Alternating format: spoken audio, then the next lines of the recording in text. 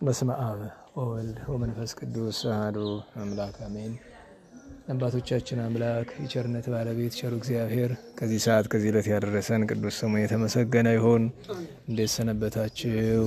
ቸሩ መድኃኔዓለም አምላካችን ለፈጣሪነቱ እንደሚገባ እግዝእትነ ማርያም ቅዱሳን ሁሉ ቤተክርስቲያን ዕፀ መስቀል የተመሰገኑ ይሁኑ። እንኳን አደረሳችሁ ትላለች ቅዱስ ቤተክርስቲያን። ከሰማዕቱ ቅዱስ ቂርቆስ ከሊቀ መላእክት ቅዱስ ገብርኤል እግዚአብሔር በረከት ያሳድርብን። እንግዲህ ያው በቤተክርስቲያን ትምህርት በአቡሻር በባሕረ ሐሳብ ትምህርት ሳኒታና በዘሰረቀ የሚባል ትምህርት አለ።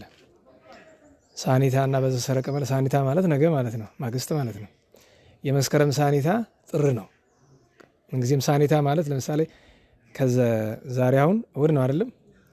ከዚህ በኋላ 5 ወር ብትቆጥሩ ከ5 ወር በኋላ የሚመጣው 19 ሰኞ ነው የሚሆነው። እሱ ምን ይባላል? ሳኒታ ይባላል። የመስከረም ሳኒታ ጥር ነው። የጥቅምት ሳኒታ የካቲት ነው። የዳር ሳኒታ መጋቢት ነው። እንደዚህ ነው። ሁለተኛው ደግሞ በዘሰረቀ ይባላል። በዘሰረቀ ማለት በዚያቸው ትክክል የምትውልበት መስከረም 1 የሚውል ሚያዝያ 1 ነው። 7ኛ ወር ነው። የሚገርማችሁ ነገር ከዓመቱ ክብረ በዓል 2 ክብረ በዓል ያለው ሁለቱም ክብረ በዓል በተመሳሳይ ዕለት የሚውል ቅዱስ ገብርኤል ነው። ምክንያቱም የታኅሳስ ሳኒታው ሐምሌ ስለሆነ ማለት ነው። ታስታውሳላችሁ ታኅሳስ ገብርኤል እሑድ እንደነበረ? አዎ። ምን ጊዜም ቢሆን ታኅሳስ እሑድ ከኋላ ሐምሌ እሑድ ነው። ሳኒታው ነው። ከዛ ውጪ ያው የጥርና የነሐሴ ሳኒታ ደግሞ አለው። ለምሳሌ ጥር 21 አስተርእዮና የነሐሴ 21 የእመቤታችን የፍልሰት ማጠቃለያው ተመሳሳይ ዕለት ነው የሚውለው። ይሄ እንግዲህ በዘሰረቀ ይባላል። አንዱ በዋለበት ያ የሚውልበትና ያው እሑድ ሲሆን ደግሞ መቼም ቅዱስ ገብርኤል በጣም ሰው ይበዛል። ሰው ስለበዛ ደግሞ ደስ ነው የሚለን። መቼም ግፊውን ባንወደውም ሰው ሲበዛ፣ ለምሳሌ አሁን የነሐሴ ኪዳነ ምሕረት ቅዳሴ ስንቀድስ በጣም ቆራቢ ይበዛል። እንደምታውቁት በጣም ያደክማል፣ ግን ሀዘን የለው። ለምን? ምን ችግር አለኛ? በድካም ተመካኝቶ ሰው የዘላለም ሕይወት ለማግኘት ስጋው ደግሞ ለመቀበል ከፈለገ ለእኛ ተድላችን ነው፣ ደስታችን ነው። እንዲያውም የሚያሳዝነው ነገር አብዛኛው የኢትዮጵያ ኦርቶዶክስ ተዋሕዶ ቤተክርስቲያን ምን ቆራቢ አይደለም። እና ስለ ቁርባን ምን ያህል ግራ እንደተጋባ ነው የሚያሳየው። አንያ ብዙ ሰው ተደብቆ ሲቆርብ ታያላችሁ። በተለይ ወጣቱ ማለት ነው ለመቆረብ ይደበቃል። ምክንያቱም እንዲህ ገሌ ቆራቢ ነው ላለመባል፣ አብዛኛው ስለማይቆርብ ነው እንዲደበቅ የሆነበት ምክንያት። ነገ ከነገ ወዲያ የቀረን እኮ ተደብቀን መጾም ነው፣ አብይ ጾምን ራሱ። ሁለተኛ የሚያስገርመኝ ደግሞ ሰው ተጋብቶ ከርሞ ኑሮ ባልና ሚስት ሊቆርቡ ይመጣሉ። ጥሩ ነው፣ መልካም ነገር ነው። ነገር ግን ሲመጡ ስርዓቱን ብዙ ስለማይጠነቅቀው ያመጡና ልክ ተክሊል እንደሚደረስለት ሰው እንግዲህ ተጋብተው ስንት ልጅ ወልደው እኮ አርጅተው ነው የመጡ። ተክሊል እንደሚደረስለት ሰው አቅኔ ማይለት ወስደው ያስቀምጧቸዋል፣ ካባ ያለብሷቸዋል። እና ነገሩን የስገምት ስርዓት ባይሆንም ሞራል ለመስጠት ይመስለኛል እንጂ ህገወጥ ነው። አንደኛ ካባ አይለብሱ፣ ስርዓት አይደለም፣ በጣም ነውር ነው። ካባ ድንግልና ለጠበቀ ለባለ ተክሊል ብቻ ነው። ያውም ካባ ደግሞ የቅዳሴው ካባ አይደለም፣ የተክሊል ካባ ነው። ሁለተኛ ነገር ደግሞ ቅኔ ማህሌት ላይ አይቀመጡም። በምን ስልጣናቸው? እሱም ያው እንደ መቆሚያ ያለው እዚያው መቆሚያው ነው የሚቆም። እሷም ሴት መቆሚያ ያላት። ከሴትም እኮ ታውቃላችሁ እንዳገኛችሁት እየቆማችሁ ነው እንጂ ሁሉ አንድ ቦታ አይቆም። ድንግልና ያላትና የሌላ ሴት አብረው አያስቀድሱም። ይሄን ማወቅ አለባችሁ። ድንግል ሴት የመጀመሪያ ባለ ክብር ማን ትመስላችኋለች? በቅዳሴ ጊዜ ድንግልና መነኮሳይት ካለች፣ ግን በከተማ ከሆነ እናከብራት። ለምን? ቦታው አይደለም። ግን በስፍራዋ ከሆነች ግን ድንግሉና መነኮሳይት ሴት ቅድሚያ ትወስዳለች። ለመቁረብም ለአቋቋምም ቅድሚያ ትወስዳለች። ከሷ ቀጥሎ መነኮሳይት ባትሆንም ድንግልና ያላት፣ ከዚያ የካህናት ሚስቶች፣ ከዚያ የዲያቆናት ሚስቶች፣ የአናጉንስጢስ ሚስት፣ እንደዛ እያለ በየደረጃው ይቀጥላል። እና ማዕረግ አለው፣ አቋቋም አለው። እሱ ብቻ ሳይሆን ቤተክርስቲያን ውስጥ ስትገቡ ቅኔ ማህሌትና ቅድስት አለ አይደለም? ቅኔ ማህሌት ላይ የሚያስቀድስ ቦታ ካልጠበበ በቀር የማይቆርብ ሰው ነው። ማለትም ጻው ሲባል የሚወጡት ነው ክርስቲያኖች ማለት ናቸው። ቅኔ ማህሌት ላይ በፊት ለፊት አንጻር ባለው ግን አለ፣ የራሱ ባለቤት አለው። አናጉንስጢስ፣ መዘምር፣ ንፍቅ ዲያቆን የሚያስቀድሱበት ስፍራ ነው። ፊት ለፊቱ ምእመን እዛ ክህነት የሌለው ሰው ይመጣ ወደዛ። እና ቆራቢ የት ነው የሚቆም ከተባለ ቅድስት ላይ ነው የሚቆም። ቦታ ከጠበበ ግን መቼስ ወደ ቅኔ ማህሌቱም ይኬዳል። ቦታ እስካለ ድረስ ግን ከቅድስት ላይ ተቆሙ ነው። ታዲያ የቸገረ ነገር አብዛኞቹ አድባራት ቅድስት የላቸው። የኛውም ያው የምታውቁት ነው። ፈርሶ ምሰሶ ነው እንግዲህ 21 ዓመቱ ነው። በጣም ተቃውመን ነበረ። ልጁ ነን የሚሰማን አልነበረም እንጂ ቅርስነቱ ብቻ ሳይሆን ቅድስት የሌለው እንዲያውም በኋላ እሳቸውን ይማረን ባባን መጋረጃ ቢደረግለት ቅድስትነቱ እንዲታወቅ የሚል ሐሳብ መጥቶ ነበረ። እሺ ተብሎ ነጋራ ዛሬ ሲባል ተነሳ። ኋላ እኔ ትዝ ብሎ የነበር እነሱ ካረፉ በኋላ ግን ሳስበው አገር እየተራበ ለመጋረጃ ገንዘብ ነው የወጣው። ቤተክርስቲያን አውጣ ብትገዛ ደስ ይለኛል። እኔ ግን ማውጣት አልፈለኩም። ለምን? የድሃ ገንዘብ ነው። ድሃ እየተራበ ምን ያደርጋል? እና እግዚአብሔር መድኃኔዓለም ይማረን። አስቤው ልንማርበት የመጣው ጉዳይ አይደለም፣ ግን ነገርን አነስቶ ነው። ለሁሉም ዛሬ ቂርቆስ ወኢይሉጣ ከሆኑ ዘንድ ሌሎችም ብዙ በዓላት አሉ። ሰማዕታት በተለይ ዛሬ ብዙ ናቸው። የእስና ሰማዕታት ቅዱስ በጥላን አሉ እና ዛሬ በስርዓተ ማሕሌት ይቤላ ሕፃን ለእሙ ኢትፍሬ ሕፃኑ ቅዱስ ቂርቆስ እናቱ ኢየሉጣን እንዲህ አላት፣ እናቴ ሆይ አትፍሪ፣ ነበልባለ እሳት የእሳቱን ነበልባል አትፍሪ። ዘአዳኖሙ ለአናንያ ወአዛርያ ወሚሳኤል አናንያ አዛርያ ሚሳኤልን ያዳን ኦቱ ያድነን እሱ ያድነናል። እና አትፍሪ የሚለው ቃል በቤተክርስቲያናችን በኦሪት ዘፍጥረት ላይ አትፍሪ የሚል አንድ ኃይለ ቃል ስለምናገኝ ለርዕስነት የሚመች የመጽሐፍ ቅዱስ ቃል ስለሆነ ወደዚያኛው እንሄድ።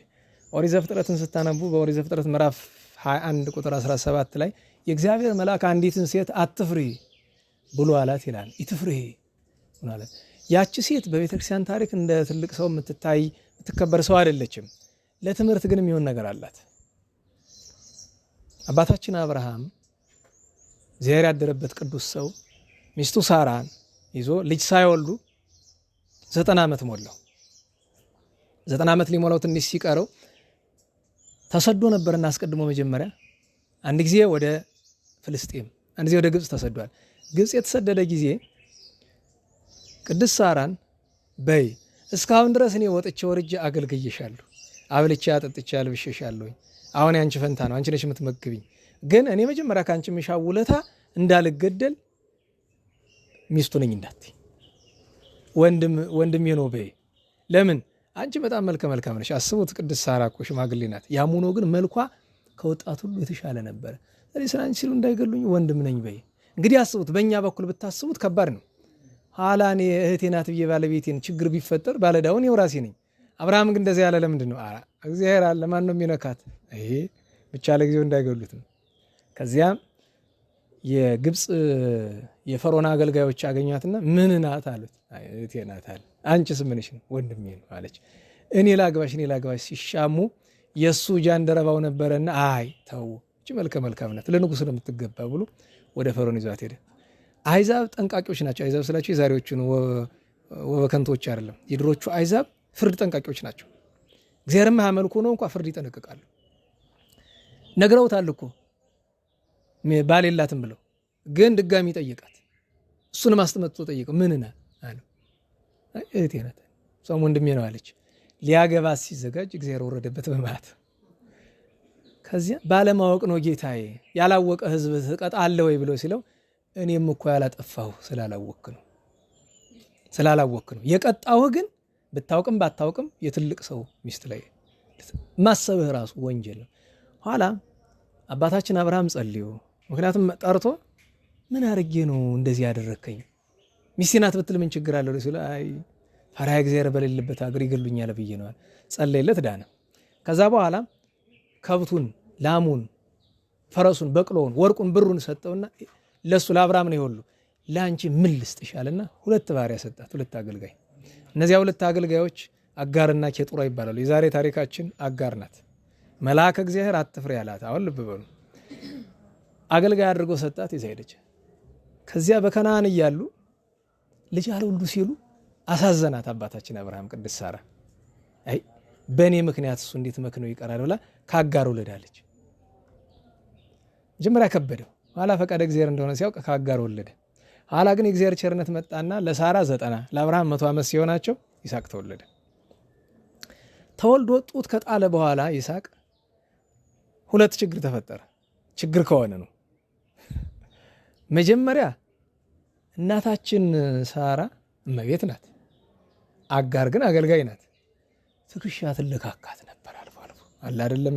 አንዳንድ ጊዜ ቤት ሰራተኛ ያላችሁ ካላችሁ ሲታዘዙ ይሉ የለ እንደዛ ትንሽ ጥጋብ ሲሰማቸው ከዚያም አልፎ ችግር ሲመጣ ባለፈው ሰምታችኋል። የተቀበሉት ሴትዮ ለወሬ የማይመች ከባድ ነው። መቼም ፈሪሃ እግዚአብሔር ያለው ሰው ማግኘት ከስንት አይደል። የሚገርማችሁ ነገር ሰራተኛና አሰሪ አከራይና ተከራይ አይገናኙም። የሚገርማችሁ መልካም አከራይ ባለበት ተከራዩ ክፉ ነው የሚሆን። ይገርመኛል። መልካም ተከራይ ባለበት አከራዩ ክፉ ይሆናል። ሰራተኛም እንደዛ ነው። በጎ ሰዎች ተንከባክበው የሚይዙ ሰዎች አለበት ቦታ ላይ ክፉ ሴት ነው የምትገባ። ይሄ ይገርመኛል። እንዲህ ያለ ነገር ለምን እንደማይገጥም እና አጋር እንደዛ ማድረግ ጀመረች። ቀና እያለች ማየት ጀመረች። ለምን በምን ትበልጭኛለች አይነት ነገር እኔም ለአብርሃም ወልጄለታለሁ ነው። ይህንን ምክንያቱም እናታችን ሳራ ላይ እንዳንፈርድ ነው በኋላ። ምክንያቱም እንድትባረር ያደረገች ቅድስት ሳራ ነው። ቀጥሎ ግን ይስሐቅና ኢስማኤል አይደል መጀመሪያ የተወለደው ከአጋር ሲጫወቱ አየቻቸው። ህፃናት ሲጫወቱ የምታውቁት ነው ጨዋታ። አንዳንድ ጊዜ ሳቃለሁ፣ አንዳንድ ጊዜ ደግሞ ኳ ማድረጋለሁ። ኳ የሚያደርግ ደግሞ ትልቁ ነው፣ ጎረምሳው ነው። አብርሃምን ፈልግ ያለች ጠራችው። ምን ነው አለ። ይችን ባሪያ ከነ ልጇ አባራት አለችው። አባታችን አብርሃም ጨነቀው። እንዴት ብሎ መቼስ ብታጠፋ ትገሰስ ትቆጣ ይባላል። ማባረር ግን ደግሞ ሳራን እምቢ ማለት አይችልም። በነገራችሁ ላይ የአብርሃምና የሳራ ጋብቻ ያደርግላችሁ ተብሎ ሰው ይባላል። ብዙ ጊዜ ካፉ ነው፣ ባዩም ካፉ ነው፣ ሰሚውም ከአንጀቱ አሚን አይልም። የአብርሃምና የሳራ ጋብቻ ምን ማለት ነው ከተባለ ሴት ወንድን ማክበሯ ቅዱስ ጴጥሮስ ነግሮናል። ሳራ አብርሃምን ጌታዬ ትለው ነበር ይላል። ከአንጀቷ ጌታዬ ትለው ነበር። አሬ ጌታዬ ቀርሶ በስርዓትም ደህና አደርክ መባባል ችግር ነው። እኔ አንድ እውነት ልንገራችሁ። አንድ ሰው አንድ ተማሪ ነው እኔና ሳየው ቤቱ አይሞላም። እሱም ይሰራል፣ ሚስቱም ተቀጥራ የምትሰራ የመንግስት ሰራተኛ ነች። እንደዛ ነገርና እስቲ ቆይ በሞቴ እስቲ ጥያቄ ልጠይቅ፣ ሚስት የምትሰራበት መስሪያ ቤት ደሞዟ ስንት ነው አልኩት። 4400 ብር። እሺ አይ እሱ ግሮሱ ነው። አዎ ኔቱ ስንት ነው? 3000 ከምናምን። ከዛ ቁጭ ብዬ እኔ እንግዲህ ተንኮል ሊሆን ይችላል ሞባይሌን አወጣውና መደመር ጀመርኩ። ለምን የምትሰራበት ቦታ ትራንስፖርቱን አውቀዋለሁ። በቀን 4 ትሄዳለች ማለት ጠዋት፣ ከዛ ምሳ፣ እንደገና ተመልሳ፣ ከዛ ማታ። 2100 ብር ባጃጅ ነው። ስንት ቀረ? 1600 ብር ቀረ። ከዛ ህፃን ልጅ አላት። እሷ ስራ ለመስራት ነርሰሪ ገብታለች። መጠበቂያ ማለት ነው፣ ማቆያ 1500 ብር። ስንት ተረፈላት? 100 ብር። እና ይህን አሰላውኝና ለምን ትደክማለች ብዬ ስለው አይ የዘንድሮ ሴት ታውቀው የለ ውጭ ነው የሚወድ ደስ ይበላት ብዬ ነው። እኔ አንድ ነገር ልንገራችሁ፣ ማለት ሰው በብዙ ነገር ሊያስበው ይችላል፣ ጫናም ሊመስለው ይችላል። ሴት ልጅ ቦታዋ ቤት ነው። ወደ ውጭ እንዳትወጣ የሚከለክላት ሕግ አለ። ለምን ትከለከላለች? ግን አስገዳጅ ነገር ከሆነ ብቻ። ለምሳሌ ቤተክርስቲያን ለመሳለም፣ ዘመድ ለመጠየቅ፣ ወዳጆቿን ለማየት፣ ነፋስ ለመቀበል ትወጣ ትችላለች። ታፍና ትሞት እኮ አይደለም ቤት ሲባል እኮ። ነገር ግን ባል አስፈላጊውን ያክል የቤት ወጪ የሚሸፍን ከሆነ ሴቲቱ አደባባይ ምን እንደምትሰራ እኔ አላውቅም። እንግዲህ ያን የምታደርጉ አላችሁ አውቃለሁኝ። ማለት ቤት ብትሆኑ ጠልታችሁ አይመስለኝም፣ ተገዳችሁ ሊሆን ይችላል። ቤት ብትሆኑ አጥሩም። ለምን መሰላችሁ? ዘንድሮ መልካም ልጅ ማሳደግ ከባድ የሆነበት አንዱ ምክንያት እሱ ነው። ምክንያቱም ልጅ መልካም የሚሆንበት ብቸኛው መንገድ በእናቶች ሲያድግ ነው። ምን ጥያቄ የለውም። በእናቶች ሲባል ደግሞ እቤቱና ማለት ነው። ምክንያቱም ከአይኗ መራቅ የለበት። ብቻ አይደለም፣ ቤት ረድኤት ያጣል፣ መንፈስ ረድኤት ይርቀዋል። እና ነገር አንስቶት ነው የሁሉ አስቤበት መቼም እንደማልመጣ ታውቃላችሁ። እኔ የቅዱሳን ታሪክ ለመተረክ ነው መጣ። በትምህርት መሀል የሚመጡ ምክሮችና ተግሳጾች የኔ አይደሉም። ትምህርት ካመጣቸው የባለቤቱ ናቸው ብዬ ነው የማምን። እኔ ዋናው ነገር እንዲያው የአጋርና የሳራ ነገር መጥቶ ነው። ትልቁ ግን ሚስት ባሏን ታክብር ብቻ አይደለም፣ ባልም ሚስቱን ማክበር አለበት። ምክንያቱም የትዳር አብነት አዳምና ሔዋን፣ ቀጥሎ አብርሃምና ሳራ ናቸው። ከሁለቱም ይበልጥ የትዳር አብነት የለም። የአዳምና ሔዋን ተጣልተው ነበር። ለምን? በጥፋት ማለትም ለስህተት ምክንያቱና ከገነት አስወጣቸው። አንድ ቀን ብቻ ነው ክፉ ተናግሯት የሚያውቅ። እሱም ምን አላት? ሂጂልኝ ከዚህ አልይሽ፣ ካይኔ አልይሽ። በአንቺ ምክንያት እግዚአብሔርን ያክል ጌታ ገነትን ያክል ቦታ አሳጣሽኝ። እና ከእግዚአብሔር ተጣልቼ አንቺ ምን ታደርግልኛለሽ? ሂጂልኝ ብሎ አላት። እንዳሁኑ ዘመድ አክስት አጎት ዘመድ የለም። ሁለት ሰው ብቻ ነው ያለ። እዛ ሄዳ ስታለቅስ ቅዱስ ገብርኤል ዛሬ ዕለቱ ነው መጥቶ ምን ሆንሽ? አዳም አባሩኝ። ቆይሽ ያስታርቅሻለሁ ብሎ ሄዶ ምን አረገች? በእሷ ሰበብ አይደለ ፈጣሪ የተጣለው አለ። በልታረቃት። በእሷ ሰበብ ብትጣላ በእሷ ሰበብ ብትታረቅ እንደሆነ ምኑን አውቀው? የወጣ በእሷ የምትመለስም በእሷ ሊሆን ይችላል አለው። እንግዲያውስ ትምጣ አለው። አይ እንደሱ አይሆንም። ሴት ሺህ ጊዜ ብትበድል ይቅርታ የሚጠይቅ ወንድ ነው። ታውቃላችሁ? ይህን ሃይማኖታዊ ባህል ታውቃል? እንደዛ እኮ ነው። ሺህ ጊዜ እሷ ብታጠፋ ይቅርታ የሚጠይቅ ወንድ። ይሄንን ግን ለወንዶች መናገሬ ነው እንጂ ይቅርታ ሴቶች እንዳይጠይቁ ልብ ለማደንደን አይደለም። መጠየቅ አለባት። ነገር ግን የመጀመሪያ እርቅ ላይ ግን ይቅርታ የሚጠይቅ ወንድ ነው። እሱ ብቻ አይደለም። ትምጣ ሲለው የለም ሄደህ አክብር አምጣት አለ። ምክንያቱም በነገራችሁ ላይ በእኛ ባህል እኮ እስካሁን ድረስ አለ። ባልና ሚስት ተጣልተው እሷ ወደ ቤተሰቦቿ ብትሄድ የፈለገ ያክል እሷ ጥፋትም ቢሆን ሲታረቁ እሱ ነው ሄዶ የሚያመጣት፣ እሷ በራሷ ትመጣ። ይሄ ከአዳም እና የአዳምና ሔዋንን ታያለች። የሴትን ክብር ያሳያል ብዬ ነው። ቀጥሎ የአብርሃምና የሳራ እንዴ የልጁ እናት ናት ሚስቱን ባትሆን። በዛ ላይ ደግሞ በቅድስት ሳራ ትእዛዝ ነው ፍጥረት የተፈጠረው። ስለዚህ እንዴ ታይ እንጂ ነውር አይደለ ማለት ይችላል አላለም። ለምን ሳራን ቀና ብሎ አይ በጣም ሲጨንቀው ምንድን ያደረገ? ወደ እግዚአብሔር ሄደ። ጌታዬ መፍትሄ ስጠኝ፣ እኔ ጨንቆኛል። ሳራ እንዲህ አለች፣ ባለቤቴ እንዲህ አለች፣ ምን ልበል አለው። እግዚአብሔር ምን አለው?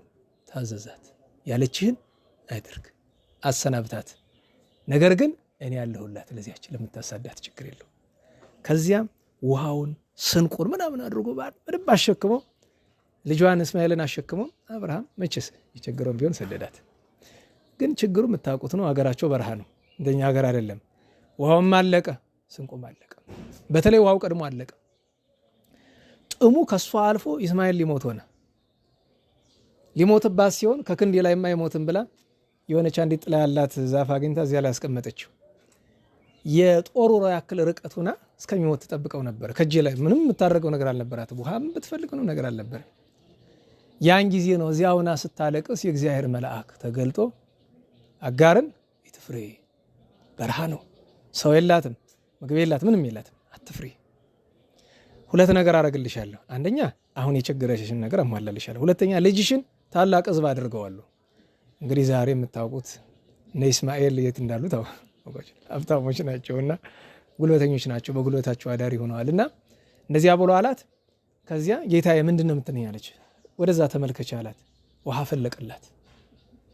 አንቺም ልጅሽም ጠጡ አለ። እሱ በዛ ምክንያት ተረፈች። ይሄ አንድ ማንሻ ታሪክ ነው፣ የአጋር ታሪክ። አሁን እኛ እዚህ መሀል የምንመለከተው ትልቅ ነገር አለ። አጋር የተሰደደችው በጥፋቷ ነው። ይህን ማወቅ ይገባል።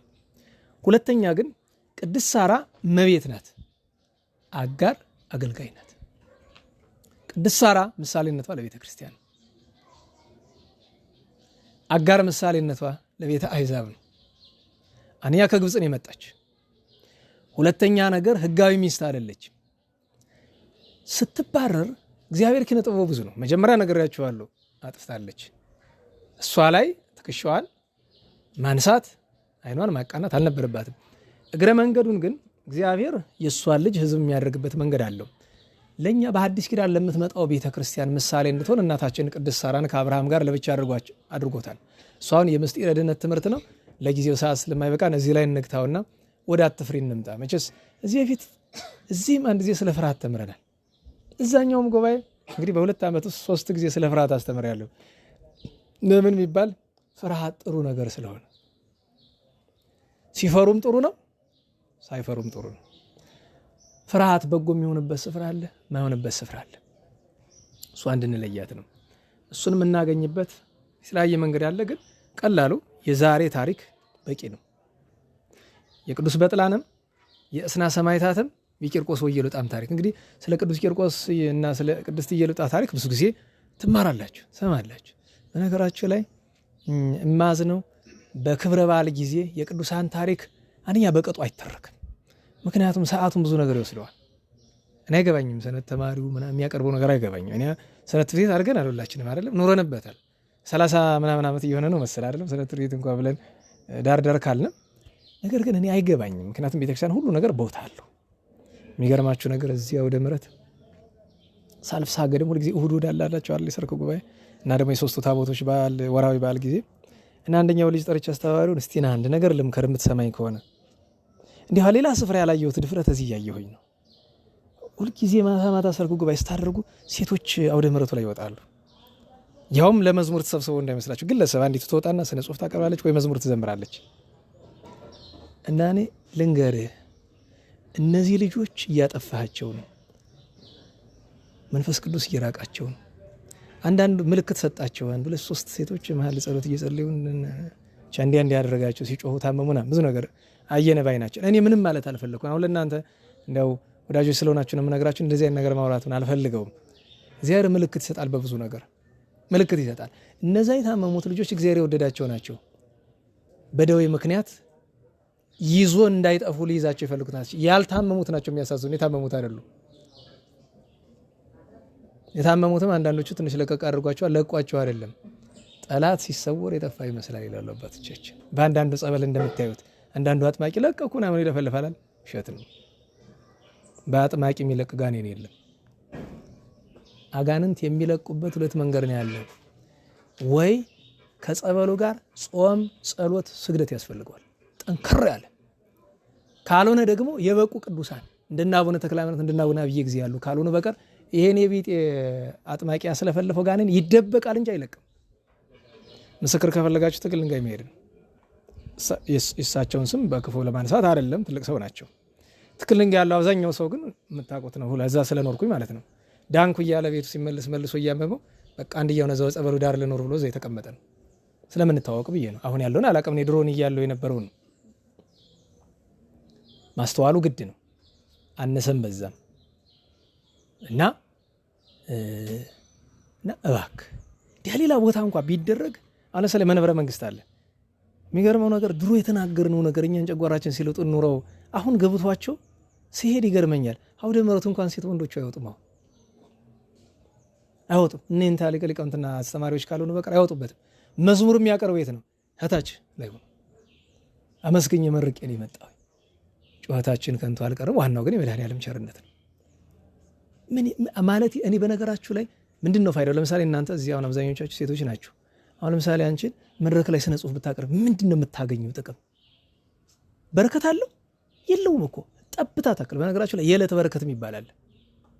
ለምሳሌ አንድ ሰው አንድ ሌባ ቤተክርስቲያን ውስጥ ገብቶ ሊሰርቅ ነው የመጣ ግን ቤተክርስቲያን ላይ ብሎ ከብዶት ወጥቶ ይሄዳል። ያቺ በረከት አላት። መጀመሪያውን ሊሰርቅ የመጣ ቸግሮት ነው። አያችሁ፣ አንዳንድ ጊዜ ሆን ብሎ ህግ ከሚጥስ ሰው ሌባ ይሻላል። ያማ ቸግሮት ነው እንዲሰርቅ ያደረገው፣ ችግር ነው እዛ ያደረሰው። እዚህ ግን ምንም ምክንያት የለንም፣ ጥጋብ ብቻ ነው። አስባችሁታል? እኔ እዚህ በፊትም የነገርኳችሁ ይመስለኛል። እንኳን እነሱ መድረክ ላይ አስተምሬ ስወርድ አንዳንድ ጊዜ ደጎቹ ይመጣሉ፣ አልባሌ መስለው እዛ ይቀመጣሉ። ስወርድ ተከትሎኝ ይመጡና እግዚአብሔር ይሁን አጥንት አለመሰበሩ ይገርመናል ይሉኛል። ለምን የሚባል እነሱ የሚያዩት ሌላ ነው። በዛ ሁሉ የሰው አይነክ የሚያይ ሌላ አካል አለ። ያንን ስለሚሆኑ እንደዚህ ብለ አጥንት አለመሰበሩ ራሱ እግዚአብሔር ቸር ነው ይሉኛል። የኔ ብቻ አይደለም፣ መድረክ የሚወጣ ሰው በሙሉ ጠላት ሲያዩ ነው የሚውል። እና ለምን እንደዚህ አይነት ምኞት ሰዎች እንደሚያመጡ እኔ አይገባኝም። ብቻ ምን ነው ጎትቶ ወደዚህ ያስገባኝ ይኸውላችሁ፣ ርዕሱ ሌላ እንጂ መድረኩን እንጂ ምን አመጣው? እናንተም ተሰባችሁ ልም በየትኛዎቹ ሴቶች እሱማ ከዋናው ርዕስ እንጂ ወደዚህ የመጣሁበት ቂርቆስ እየሉጣን በጥላ ስለ ፍርሃት ለማምጣት አይደል? በፍርሃት አይደል የመጣ ነው። ያው እና ፍርሃት ሁለት አይነት ነው ይባላል። ቅዱስ ፍርሃት አለ፣ ቅዱስ ያልሆነ ፍርሃት አለ። ቅዱስ የሆነ ፍርሃት ማለት እግዚአብሔር መፍራት ነው፣ ሕጉን መፍራት ነው፣ ቤተክርስቲያንን መፍራት ነው፣ መላእክትን መፍራት ነው፣ አባቶችን እውነተኛ አባቶችን መፍራት ነው። እሱ ያልተቀደሰ መፍራት ደግሞ ስጋውያንን መፍራት ነው። ግን ስጋውያንን መፍራትን በራሱ የሚያስፈልግበት ጊዜ አለ። ምክንያቱም አሁን የዛሬው ታሪክ ላይ በጣም ደጋግሞ የሚነገረው የቅድስት እናታችን የኢየሉጣ መፍራት ነው። እሷ መፍራት ነው ትልቁ በጣም ተደጋግሞ የሚነገረው። እና እኔ በቅዱሳን ሕይወት ውስጥ ደካማ ነገር ሲገኝ፣ እንደዚህ አይነት ነገር ደከም ያለ ነገር ሲገኝ ማወቅ ያለብን ትልቁ ነገር ሰው ናቸው፣ እግዚአብሔር አይደሉም። ሰው ናቸው። መጀመሪያ መታወቅ ያለበት ነገር። ሁለተኛ ከቅዱስ ቂርቆስና ከቅድስት ኢየሉጣ ማን ይበልጣል ብሎ መወያየት በጣም ጅልነት ነው፣ ነውር ነው። በቅዱሳን መካከል ንጽጽር ውስጥ አንገባም። ግን አንድ እውነት ማወቅ አለባችሁ። ቅድስት ኢየሉጣ ስትፈራ ያጽናናት ማን ነው? ቅዱስ ቂርቆስ ነው። እንዲህ አድርጎ ያሳድገው ማን ነው? ያስቀመጠችውን ስንቅ እንደመመገብ እኮ ነው። ገብቷቸዋል። ለፍታ ደክማ በቅድስና ያኖረችውን ነገር እኮ ነው ለክፉ ቀኑ አይሆናት። እግዚአብሔር መንፈስ ቅዱስ ከእናቱ ማኅፀን የመረጠው ነው። ገና ሰርታ አሳድገዋለች። እንደዚህ አድርጋ ነው እስከ 3 ዓመቱም ቢሆን ሐዋርያትን የመሰለ ነቢያትን የመሰለ የ3 ዓመት ከጥቂት ወራት የሆነ ታዳጊ የእሷ ፍሬ ነው እኮ። ለዚያ ነው በታሪኩ ውስጥ መጨረሻው ላይ ስትመለከቱት እሷ ስትፈራ ወደ እግዚአብሔር ጸለየ ይላል። ምን ብሎ ነው የጸለየ? ትፈቅድኑ ለፍሬው ተአልዶ እንዘበሳታዊ ጉንዶ፣ ጌታዬ ግንዱን አቃጥለህ ፍሬውን ትሰበስብ ዘንድ ትሻለህ ወይ? ከእሷ ግንድነት ላይ የቆምኩ ቅርንጫፍ ፍሬ ነኝ እኔ አለ። እሷን ምንድን ነኝ? እሷን አጽናልኝ ብለዋል። እኔ የሚያስገርመኝ ነገር መልክአ ቅድስት ኢየሉጣ የሚባል ምስጋና አለ። መልክአ ቂርቆስ ነው ብዙ ሰው የሚያውቀው፣ ግን መልክአ ቅድስት ኢየሉጣ አለ። መልክአ ቅድስት ኢየሉጣ ላይ ከዚህ አንቀጽ ላይ ሲደርስ እናቴ ኢየሉጣ አንቺን ፈራሽ ብሎ የሚያማሽ ሰው እንዲሁ ዝም ብሎ ነው። ለምን? ያንቺ ምን ይደንቃል? ሴት ነሽ። በዚያው ላይ የስንት ሰዓት መንገድ ርቀት የሚሰማ እንደ ነጎድጓድ የሚጮህ ሰዓት ነው። የሐዋርያት አለቃ ጴጥሮስ አንዲት ሴት መጣ አንተ ብላ ብትለው ደንግጦ ጌታውን ክዶ የለ እንኳን መፍራት ብሎ በንጽጽር ይወስደዋል። አሁን ቅዱስ ጴጥሮስን ካደ ብሎ ለማንሳት ሳይሆን እሷን ሲወቅሱበት ደስ ስላላለው ለመፍራት ሰው ነው አባታችን ቅዱስ ጴጥሮስ። አንዲት ሴት ናት አይደለም አንተ የዚህ ናዝሬቱ ኢየሱስ ተከታይ አይደለህ ብላ ስትለው ኧረ እኔ አይደለሁም። ያንን ማነጻጸሪያ አድርጎ ያነሳልና የፍርሃቱን ነገር። አሁን ወደ ፍርሃቱ ለመድረስ አጭር ታሪክ እንግዲህ ቂርቆስ ወኢየሉጣ የነበሩ በ4ኛው ክፍለ ዘመን ሁለተኛ አጋማሽ ላይ ነው። ያ ማለት እነ ቅዱስ ጊዮርጊስ የነበሩበት እነ ቅዱስ መርቆሬዎስ ተሰው እነ ቅዱስ መርቆሬዎስ እነ ቅድስት መሪና እነዚህ መጀመሪያ ቀድሞ ነው የነበሩ። በኋላ ነው እዚህ በፊት ነግሬያቸዋለሁ። መርቆሬዎስ ከሁሉ ይቀድማል። ከመርቆሬዎስ ደግሞ የምትቀድም እናታችን ቅድስት ሶፊያ አለች። ሶፊያ የምትባል ሰማላችሁ። ጢስ፣ አላጲስ፣ አጋጲስ የሚባሉ ልጆች የነበሯት ከቅዱስ መርቆሬዎስ 100 ዓመት ትቀድማለች። እሷ ደግሞ በጣም ከነ ቅድስት ሶፊያ ደግሞ 100 ዓመት ያክል ደግሞ ቴክላ ትቀድማለች። አሁን የሐምሌ መርቆሬዎስ ከመርቆሬዎስ ጋር የምትከበራለች ቅድስት ቴክላ የምትባል እና እነ ቅዱስ መርቆሬዎስ ከተሰዉ በኋላ እነ ቅዱስ ቂርቆስ እነ ቅዱስ ጊዮርጊስ መጡ። አንድ ዘመን ናቸው እንድታውቁት። ቅድስት ኢየሉጣ ባሏ የሞተባት መበለት ናት። በድሮ ዘመን ያው ባላቸው ሲሞትባቸው መልሶ ሁለተኛ ማግባት ብዙ አያስቡት፣ ወደ ንጽህናው ነው የሚሄዱት፣ እንደ መንጢጣት እንደ አርጋብ ማለት ነው። ግን ችግሩ በዚያ ዘመን ዲዮቅልጥያኖስ አዋጅ አውጥቶ ስለነበረ እሷ በነበረችበት በሀገር አንጌቤን የሮም ግዛት ነው፣ ወደ ምስራቁ ሮም አካባቢ ነው። እዚያ አካባቢ ያለች አዋጅ ወጣ። ልጇን በስርዓት አሳድገዋለች እስከ 3 ዓመቱም ቢሆን። ነገር ግን እናት ናትና የምታውቁት ነው። ልክ በናግራን ሰማዕታት ታሪክ ውስጥ አለ አይደለም? የናግራን ሰማዕታትን ሲያቃጥሏቸው ጉድጓድ ቆፍሮ እሳት አንደው የ10 ወር ሕፃን ያዘለች ሴት አለች። ለሰማዕትነት መቀበል ፈለገች። ይሄ ደግሞ አፉን ያልፈታ ምን ግራ ቀኙን የማያቅዛን እንዴት ይሹን ትታው እንዳትሞት እሱን ከመግደል ነው የሚቆጠረው። ይዛው እሳት እንዳትገባ ሕፃን ነው እና ልጄ ምን ላርጋ አለችው። የ10 ወር ሕፃን እኮ ነው። በዚያች ደቂቃ አፉን ፈቶ እናቴ ይዘሽን ግቢ፣ እቺ ሰዓት የጥቂት ደቂቃ ናት፣ እንሂድ ወደ ዘላለም ሕይወት ብሎ ዘላ ይዛው ገብታለች። የመጀመሪያው ስራ ግን ማዘን ነው ለልጇ። ምክንያቱም እሷ መከራውን ብትፈልገውም ከባድ ነው ልጇ። ስለዚህ የነበራት አማራጭ ወደ ምስራቅ አቅጣጫ ሸሸች፣ ወደ ጠርሴስ አካባቢ ሸሽታ እዚያ ሄደች። እዚያ ሆና ስንት ሀብት ንብረት የነበራት ያን ሁሉ ትታ ድሃ መጻተኛ ሆና ከልጇ ጋር እየኖረች ያሳደዳት በዲዮቅልጥያኖስ ስር ያለው እስክንድሮስ የሚባል ከሃዲ ሳካለችበት መጣ። አሁንም ተደብቃን የነበረች ግን ችግሩ መቼስ እኛ ዘመን የምታውቁት አይደል? አባታችን አባ መቃርስ 4ኛው ምን አሉ? በረከት ሊቀበሉ ጳጳሱና ንጉሱ ወደ በረሃ ወደሳቸው ሲሄዱ አጧቸው። አባታችን የት ሄዱ ሲሉ ቀና ሲሉ ቅዱስ ገብርኤል ተሸክሟቸዋል በቀኝ ክንፉ ወደ ብሔራውያን እያሳረጋቸው እና አባታችን ባርከና አንተን ብለን እዚህ ድረስ መተን እና ደግሞ የምንድንባት ጥቂት ነገር ነው አሉ። እኔ ገርመኛል። ቃል በቃል ምን አላቸው? ይጹም አፉክሙ እምነገረ ውዴት ወሐሜት፣ ከነገር ስራና ከሐሜት አፋችሁ ይጡም። እችን ነው ለህይወት መነገራችሁ። ከነገር ስርዓትና ከሐሜት አስቡት። ብዙ ሰማዕታት ያለቁ በነገር ስራ ነው። የሚገርማችሁ ነገር እዚህ ወይ ካህኔ ምን ሆነ ስብሰባ ይደረጋል። አንድ ቀን እዚህ ተሰብሰብ ብለን የሆነ ነገር ተናገርኩ። ከዛ አንድ ሰው በተና ኧረ እባክህ ደው የሚነግሯቸው አለ። እነማን አልቆ ምን ነው አውቄው ብቻ አይጠፋም እዚያ ያለው አልቀረም። የሆነ ቀን የሆነ ቦታ ሄጄ ስብሰባ ላይ አንዱ ብድግ ብሎ እንደዚህ ብለኸኛል እኮ አለ። አዎ ማን እንደነገረ ግን ገብቶኛል። አይ የካህኔ ዲያቆን ነገር ሰራተኛ ነገረ ሰሪ ወሬኛ ማለት ነው። ወሬ ማመላለስ ደግሞ ከሁሉ በላይ መጥፎ ነገር ሆነ ስላችሁ አድነን ዲምጸባ ከሲ ዘ10 ቀርን ወንብ ሲዘክል ይልሳል ይላል ጸሎተኛው። 10 ቀንድ ካለው ዘንዶ 2 ምላስ ካለው እሱ አድነኝ። 2 ምላስ ማለት ነው። ምሳሌ እኔ ስታገኙ ወንድማችን ደህና ነህ እንዴት ነህ አንተ እኮ ምናምን ይባላል። ዞር ስልስ ይሄ በጣም ነው የሚገርማችሁ እኮ ማትገምቱት ሰው ሁሉ ለምን እንደዚህ እንሆናለን? ሰው 2 ምርጫ ነው ያለው፣ ወይ ሐቁን መናገር ወይ አፍን መዝጋት ነው። ይህች ቅድስት እናት ኢየሉጣ ባለችበት ስፍራ እንወደድ ብለው ሂደው አረ ክርስቲያን በዚህ ያለችል የተደበቀች ብለው ጎረቤቶቿን የከሰሷት ተይዛ ቀረበች። የሚገርመው ልጇን ትታው ነው ሄደች። እኔው መከራ ልቀበል ብላ ከዛ አስቀረበው። ስምሽ ማን ነው ማለት አሁን እንግዲህ ስምሽ ማን ነው? ስምሽ ማን እንደዛ የድሮ ክርስቲያኖች እኮ ስማችሁ ማን ነው ሲባል ይሄ እኮ ምድራዊ ስማቸውን ከቁም ነገር አይቆጥሩትም። ለምን ቢባል ማለት መደበኛ ከክርስቲያኖች ጋር ከሆኑ መደበኛ ስማቸው ነው የሚናገሩ። ኢየሉጣ ነው የምትል። ከአረማውያን ፊት ከሆነ ግን ኢየሉጣ ነኝ አትል። ስምሽ ማን ነው ሲላት ማን ነው መልሷ? ክርስቲያን። እንዳልገልሽ እውነተኛውን ስምሽን ንገሪ። አይ እውነተኛው ስም ይሄ ነው። ሰዎች የሚጠሩኝን የሞክሸ ስም ከፈለክ ግን ኢየሉጣ ነው የምባል። አሁን ለጣዖት ስገጂ አላት። አልሰግድም። መከራ እንዳላመጣብሽ አላት። መከራውን ተወውና ለጣዖት መስገድ ይገባል አይገባም የሚለውን እስኪ የ3 ዓመት ሕፃን በከተማው አስፈልግና እሱ ይንገረን ብላለችው። እንግዲህ በከተማው ብዙ የ3 ዓመት ሕፃን አለኩ። ይሄ ወሬ ስለተሰማ ሁሉ ሕፃኑን ደበቀ በየቤቱ። ማን ብቻ ተገኘ ሜዳ ላይ? ቂርቆስ ይዘውት መጡ። ይሄ ሕፃን ስንት ዓመቱ ነው አላቸው ወታደሩ። 3 ዓመቱ ነው። የማን ነው ልጅ? የአንዲት መበለት ልጅ ነው። ይዘውት መጡ።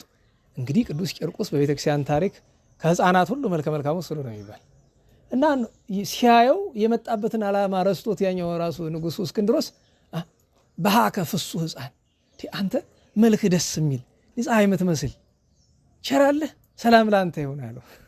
ቂርቆስ ግን ለምን ደስተኛው ትለኛለህ? እውነት ነው ለእኔ ደስታ በሰማይ አለኝ፣ ለአንተ ግን አጋንንት መከራ ይጠብቁልሃል።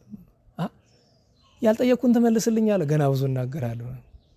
ከዚያ በኋላ ነው እንግዲህ መከራው ይመጣ እሷንም እሱንም እና መከራ ስትቀበል እሷ ከመከራ ህመም ይልቅ ልጇን ነው የምታየው። ምን ይሆን እያለች ስታየው ከእሷ እየበለጠ እንዲህ ምንም መቼስ ያላደረጋቸው ነገር የለም። ከሁሉ በላይ የሚያስገርመው የሚያሰቃይበት መንገድ ቢያጣ በሀገሩ ያሉ ይሄ አንጥረኞችን ሁሉ ሰበሰበና ማሰቃያ ስሩልኝ ሊል ብሎ ማለት ነው። አላ ሰይጣን መጥቶ ይሄ ሕፃን መከራ መቀበል በጣም ወዷል፣ ስለዚህ መከራውን ማራቅ አለብኝ። በነገራችሁ ላይ ሰይጣን እንደዛ ነው እኮ መከራ መቀበል እንደወደደ ሲያቅዱስ ቂርቆስ መከራውን እንዳይመጣ ያንን እስክንድሮስን አፉ እንዲድ አደረገው። ይህን ሰው ቅዱስ ቂርቆስ አንጥረኞችን ሰበሰበና ሙያ ካላችሁ እኔ ልንገራችሁ፣ በሱ ልብ የታሰበውን ያውቀዋለሁ አላቸው። ነገራቸው። 100 ቀን የፈጀባቸው ቂርቆስና ኢየሉጣ የሚሰቃዩበትን አስቡት። በነገራችሁ ላይ አንዳንድ ጊዜ በአንደበት ሲነገር በጆሮ ሲሰማ ቀላል እንጂ እንዴ በቀላል ለምሳሌ አንዲት ለምሳሌ ለሁለቱ 77 እኔ የአይዛብ ነገር ነው የጧት ቁጭ የዚያ ስንክሳር ላይ እኔ ግን ምን አይነት ተፈጥሮ ነው ያላቸው። ጦር ያዘጋጃሉ እንግዲህ ባይን በጆሮ ላይ ከቱት እኮ ነው። እሱ አለበቃ ብሎ በሳት ያግሉታል። ለመግደል እኮ ያኛው ብረትነቱ ይበቃል። በሳት አግሉ 7 እንግዲህ በዚህ አንድ በጆሮ በቀራ በቀኝ ጆሮ በሁለት አይኑ በአፍንጫው በአፉ ጦር ከተ ግን ያን ሁሉ ሲያደርግ እሱ ብቻ አይደለም። አሁን እኛ የፈላ ውሃ በጣት መንካት ያቃጥላል አይደል? ግን ያንን የፈላውን ውሃ ሳይሆን ይሄ ነዳጅ ዘይት ታውቃላችሁ፣ ባሩድ እሱን አፈልቶ እንኳን መንካት ቀርቦ ማየት አይቻልም። ያንን እኮ ነው አፉን ከፍቶ ያጠጡት። ግን ምን አለ ጥዑም ለጉሬ ነቢይከ ቃል ለጉሮሬ ጣፈጠኝ። ቅዱስ ቄርሎስን ደቀ መዛሙርቱ እንዲያሉት ይባላል። ማለት የሰማዕታትን ዜና እነ ቅዱስ ቄርሎስ የነበሩ ዘመነ ሰማዕታት ካለፈ ከ80 ከ90 ዓመት በኋላ ነው።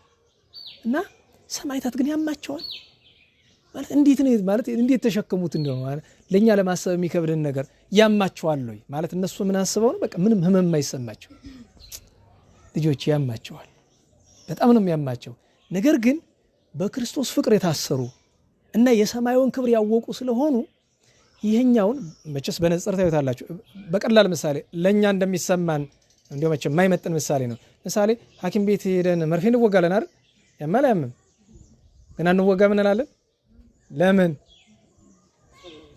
አዎ ምክንያቱም በመድኃኒቱ በክኒኑ በመርፌው ምክንያት የምናገኘው ነገር ይበልጥብናል አይደል? ከደም መድኃኒት የማይመጥን ምሳሌ ነው። ግን እነሱ በሰማይ የሚያገኙትን ክብር ነው። እንዲያውም ቅዱስ እንድሪያኖስ የሚባል አንድ ወጣት መጥቶ በዘመነ ሰማዕታቱ እየተሰቃዩ እሱ አረማዊ ነው።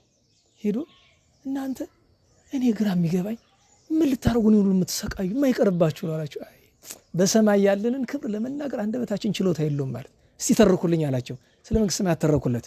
24 ሰማዕታት ነበሩ። እኔ 25ኛ ነኝ አላቸው። እዚያ ለካ ተደብቃ ሚስቱ ክርስቲያን ናት። ስትሰማ እልል እያለች መጣች። ሲገደል እሱን አስቀድሙት አለች። መጀመሪያ እኔም ባል ይሰዋ አለች። ለምን እንዳይፈራ ሌሎች ሲገደሉ። የቀድሞ ክርስቲያኖች እኮ ዛሬ እኛ ቢሆን ለምሳሌ አሁን ባለቤቴን እንደዛትን አንቺ ምን ብትጠይኝ ነው ምናምን ነው የሚያሰኝ አይደል? እሱ ቀድሞ የሞትኝ አለች። እና በእውነቱ የሰማዕታት ትዕግስታቸው ጽኑ ብቻ ያላሰቃያቸው ነገር የለም። ኋላ ደግሞ እስኪ ታምር አሳየን አንተ እውነት ገድለውት ከሞት ይነሳ የለ ታምር አሳየን ይሉታል እንደ ጊዮርጊስ። እና ጫማ ለብሷል መኮንኑ የንጉሱ እስክንድሮስ። ይሄ ከቆዳ ላይ የተሰራ እስቲ ወደ ተፈጥሮ ወደ በሬነቱ መልሰዋል። ከበሬ ቆዳ ላይ የተሰራ መለሰው ጸሎት አድርጎ። ግን ሲመለስ ከአንገቱ ፍየል ወጣች። ለካ ማሰሪያ የተሰራ ከፍየል ቆዳ በዚያ። አይ እኔ ይሄ ምትሃት ነው አላምንም፣ ይሄ የእውነት በሬ አይደለም። ታርዶ 11,000 ሰራዊት አለው። 11,000 ሰራዊቶች በልተውት ጠግበው ከተረፈ እውነት ናል ምሽካ አድርገው በልተው የሚገርመው ተአምር ፍየሉም ታረደ ከብቱም ታረደ 11,000 በልተው። ነገራችሁ አንድ ከብትና አንድ ፍየል 11,000 አይደለም 1,000ም ለመሸኘት አይችልም፣ ከባድ ነው። ያ ሁሉ በልቶ ከበሬው ይልቅ ከፍየሉ ስጋ የተረፈው 6 እንቅብ ሆነ። ፍየሏ ራሱ አንድ እንቅብ መች ታክላልና እንዲህ ያደረገ። ኋላ ግን የሚያደርገው ነገር ቢያጣ የመጨረሻ እነሱ ማስፈራሪያ ብሎ ነው እንግዲህ ትልቅ ጽህርት ሲባል አንዳንድ ሰው ወይ እንደዚህ እንደ ጋን ምናምን ይመስላል። አማርኛ ማጣት ነው ጋን ምን ነው እንጂ በእርግጥ ጽህርት ለዚህ ያስተርጉማል። ግን ጥንት ማሰቃያ የሚሰሩት ነበረ። በጣም ሰፊ ነገር ነው ማለት ብዙ ሰው የሚያስገባ ሆኖ ክፍት ነው። ጠርዝ አለው። እዛ ውስጥ መጀመሪያ ውሃ ያስገቡበታል። ከዛ ስብ ያስገቡበታል። አደሮ ማር፣ ዝፍት፣ ድኝ ይሄ አሁን ያለ አይደለም የመኪና ምናምን ይሄ ነዳጅ ነው የሚባለው ይሄ ያ ድፍድፉ እሱ ነው። አሁን ሰው የውሃ ሲፈላ የ6 ሰዓት መንገድ እንዴት ሲመላል? ውሃው እኮ አይደለም ያ ነገር እንደ ጥይት ነው የሚጮህ። እና ለዚያ ነው እኮ ሰላም ለቂርቆስ እንተ ኢፈርሆ ለነድ ዘይደም እስከ መነጎድጓድ እንደ ክረምት ነጎድጓድ ይጮህ ነበር። እና ያንን ስታይ ደነገጠች፣ ፈራች። ያችን የዛን ጊዜ ነው ቅዱስ ቂርቆስ ተነስቶ ይትፍሬ ነበልባለ እሳት እናቴ ሆይ የእሳትን በየትኛውም ቤተክርስቲያን ብትሄዱ ታውቃላችሁ ስንት ሰማዕታት እያሉ ከሰማዕታት ተመርጠው የሚሳሉ ጥቂቶች አሉ። የትም ብትሄዱ የማይቀሩ በተለይ ጊዮርጊስና ቂርቆስ ለምን ቢባል ሲሳሉ ሰማዕታት መርቆሬዎስም አይቀርም፣ ፊላታውስም ሁሉም አይቀርም እኮ። ግን የሰማዕታት ገጽ አለ። የሰማዕታት ገጽ ማለት ይሄ ነው። የኛ ቅዳሴ የምንገባበት የመቅደሱ መቼስ ቤተክርስቲያን ላይ ስዕል ሲሳል ታውቃላችሁ አይደል? በፊት ለፊት ማለትም በቅኔ ማህሌቱ ፊት ለፊት ስጋውን ደግሞ ለማቀበል መጀመሪያ በምንወጣበት ስፍራ ላይ የሚሳል ስለ ሥላሴ አለ። ከስለ ሥላሴ ውጪ የጌታችን የማዳን ስራ ግን ሁልጊዜ ከፊት ለፊቱ ላይ የጌታችን የማዳን ስራ ነው። ከፍጥረት ዓለም ከአዳም ተፈጥሮ ጀምሮ እስከ ጌታችን እስከደረሰበት ታሪኩ። ምክንያቱም ቀሪው በጀርባ በእናንተ በሴቶች ስለሚሄድ ማለት ነው። ከፊት ለፊት ግን የፈለገ ቦታ ቢጠብ የቅዱስ ጊዮርጊስ እና የእመቤታችን ስለ ፍቅር ወልዳ ይሳላል። ቀጥሎ ከታች ከጻድቃን ገብረ መንፈስ ቅዱስ፣ ተክለ ሃይማኖትና አባ ሳሙኤል፣ ከሰማዕታት ቂርቆስ ሁልጊዜ ይሳላል ታች ቂርቆስ። ምክንያቱም ጊዮርጊስ ሊቀ ሰማዕታት ነው አይደለም? ቅዱስ መርቆሬዎስ ካለ ሊቀ ሰማዕታት ይባላል፣ ሁለተኛው ሊቀ ሰማዕታት። ቂርቆስ ደግሞ የሕፃናት ሁሉ አለቃ ነው። የ144,000 ሕፃናት በአጠቃላይ በህፃንነታቸው የሚያርፉ እንድታውቁት ጽንስ ሆን ብሎ የሚያስወርዱ ሰዎች ተበቃያቸው ቅዱስ ቂርቆስ። ቂርቆስ ሰንበቴ ማስደፋትና የሚባል እዚህ ተነግሬያቸዋለሁ። እዚህ አለ አይደል? ቂርቆስ ማስደፋት የሚባል ያንን የጀመሩት አጼ ዘርዓ ያዕቆብ ናቸው። ዛሬ የመጣ እንዳይመስላችሁ። አጼ ዘርዓ ያዕቆብ በጣም ነው ቂርቆስን የሚወዱት የነበረ እና ሰው ሲያጠፋና ለፍርድ ለዳኝነት ሲቸገሩ ሂዱ ቂርቆስ ተነጋገሩ፣ እሱ ይፍረድ ይላል፣ ይፈርዳል። ግን እንድታውቁት ቅዱስ ቂርቆስ በደራያው ምርህሮ ነው። ግን በህፃናት ላይ የሚጨክኑ ግን ምክንያቱም እነዚህ ህፃናት በማህፀን የተገደሉት ንጹሃን አይደሉ? ከሱ ነው የሚሄዱ፣ እሱ ወዳለበት ማህበር ነው የሚሄዱት። በቀል ከሚለምኑት አንዱ እሱ ነው። ይህን ማወቅ ያስፈልጋልና እንደዚህ ሆኖ ፈራች። እናቴ ሆይ አትፍሪ አትፍሪ አላት። ጸሎት ሲያደርግ ጌታችን አትፍሪ የሚለው ቃል ብቻውን በቂ አይደለም። ወደ ጌታችን ጸለየ። ጌታችን ምንድን ያደረገ? እዚያው እንዳለች ወደ ገነት ወሰዳት። አይነ ልቦናዋን ወሰደው። የሰማዕታትን ተድላ አሳያት። ለምን ቢባል አይገባንም አይቻለንም ነው እንጂ እኮ ለ10 ሰከንድ ታክል በገነት ያለች ደስታን አይተን ብንመለስ እንዲህ ከ49 ቢቆራረጡን ምንም ነገር አይመስልንም። ያችን ጣዕም ያየ ሰው ማለት ነው። እኛ በመጽሐፈ መነኮሳት አባቶቻችን ይላሉ አይደለም፣ አንድ ሰው መልካም ክርስቲያን የሚባል ምን ሲያውቅ ነው ሲሏቸው የገሃነመ እሳትን መራራነት የመንግሥተ ሰማያትን ጣዕም ሲያውቅ ብቻ። ያ ካልገባውማ ዘበተኛ ነው የሚሆነው። እንደዚህ ሆኖ ያንን አየች፣ ደስ አላት። ተመልሳ አንድ ነገር አለችው። አትፍሪ እናትህ ብሎ ሲላት ልጄ እስካሁን እኔ እናትህ ነበርኩ፣ ከዛሬ ጀምሮ አንተ አባት ነህ፣ እኔ ልጅ ነኝ።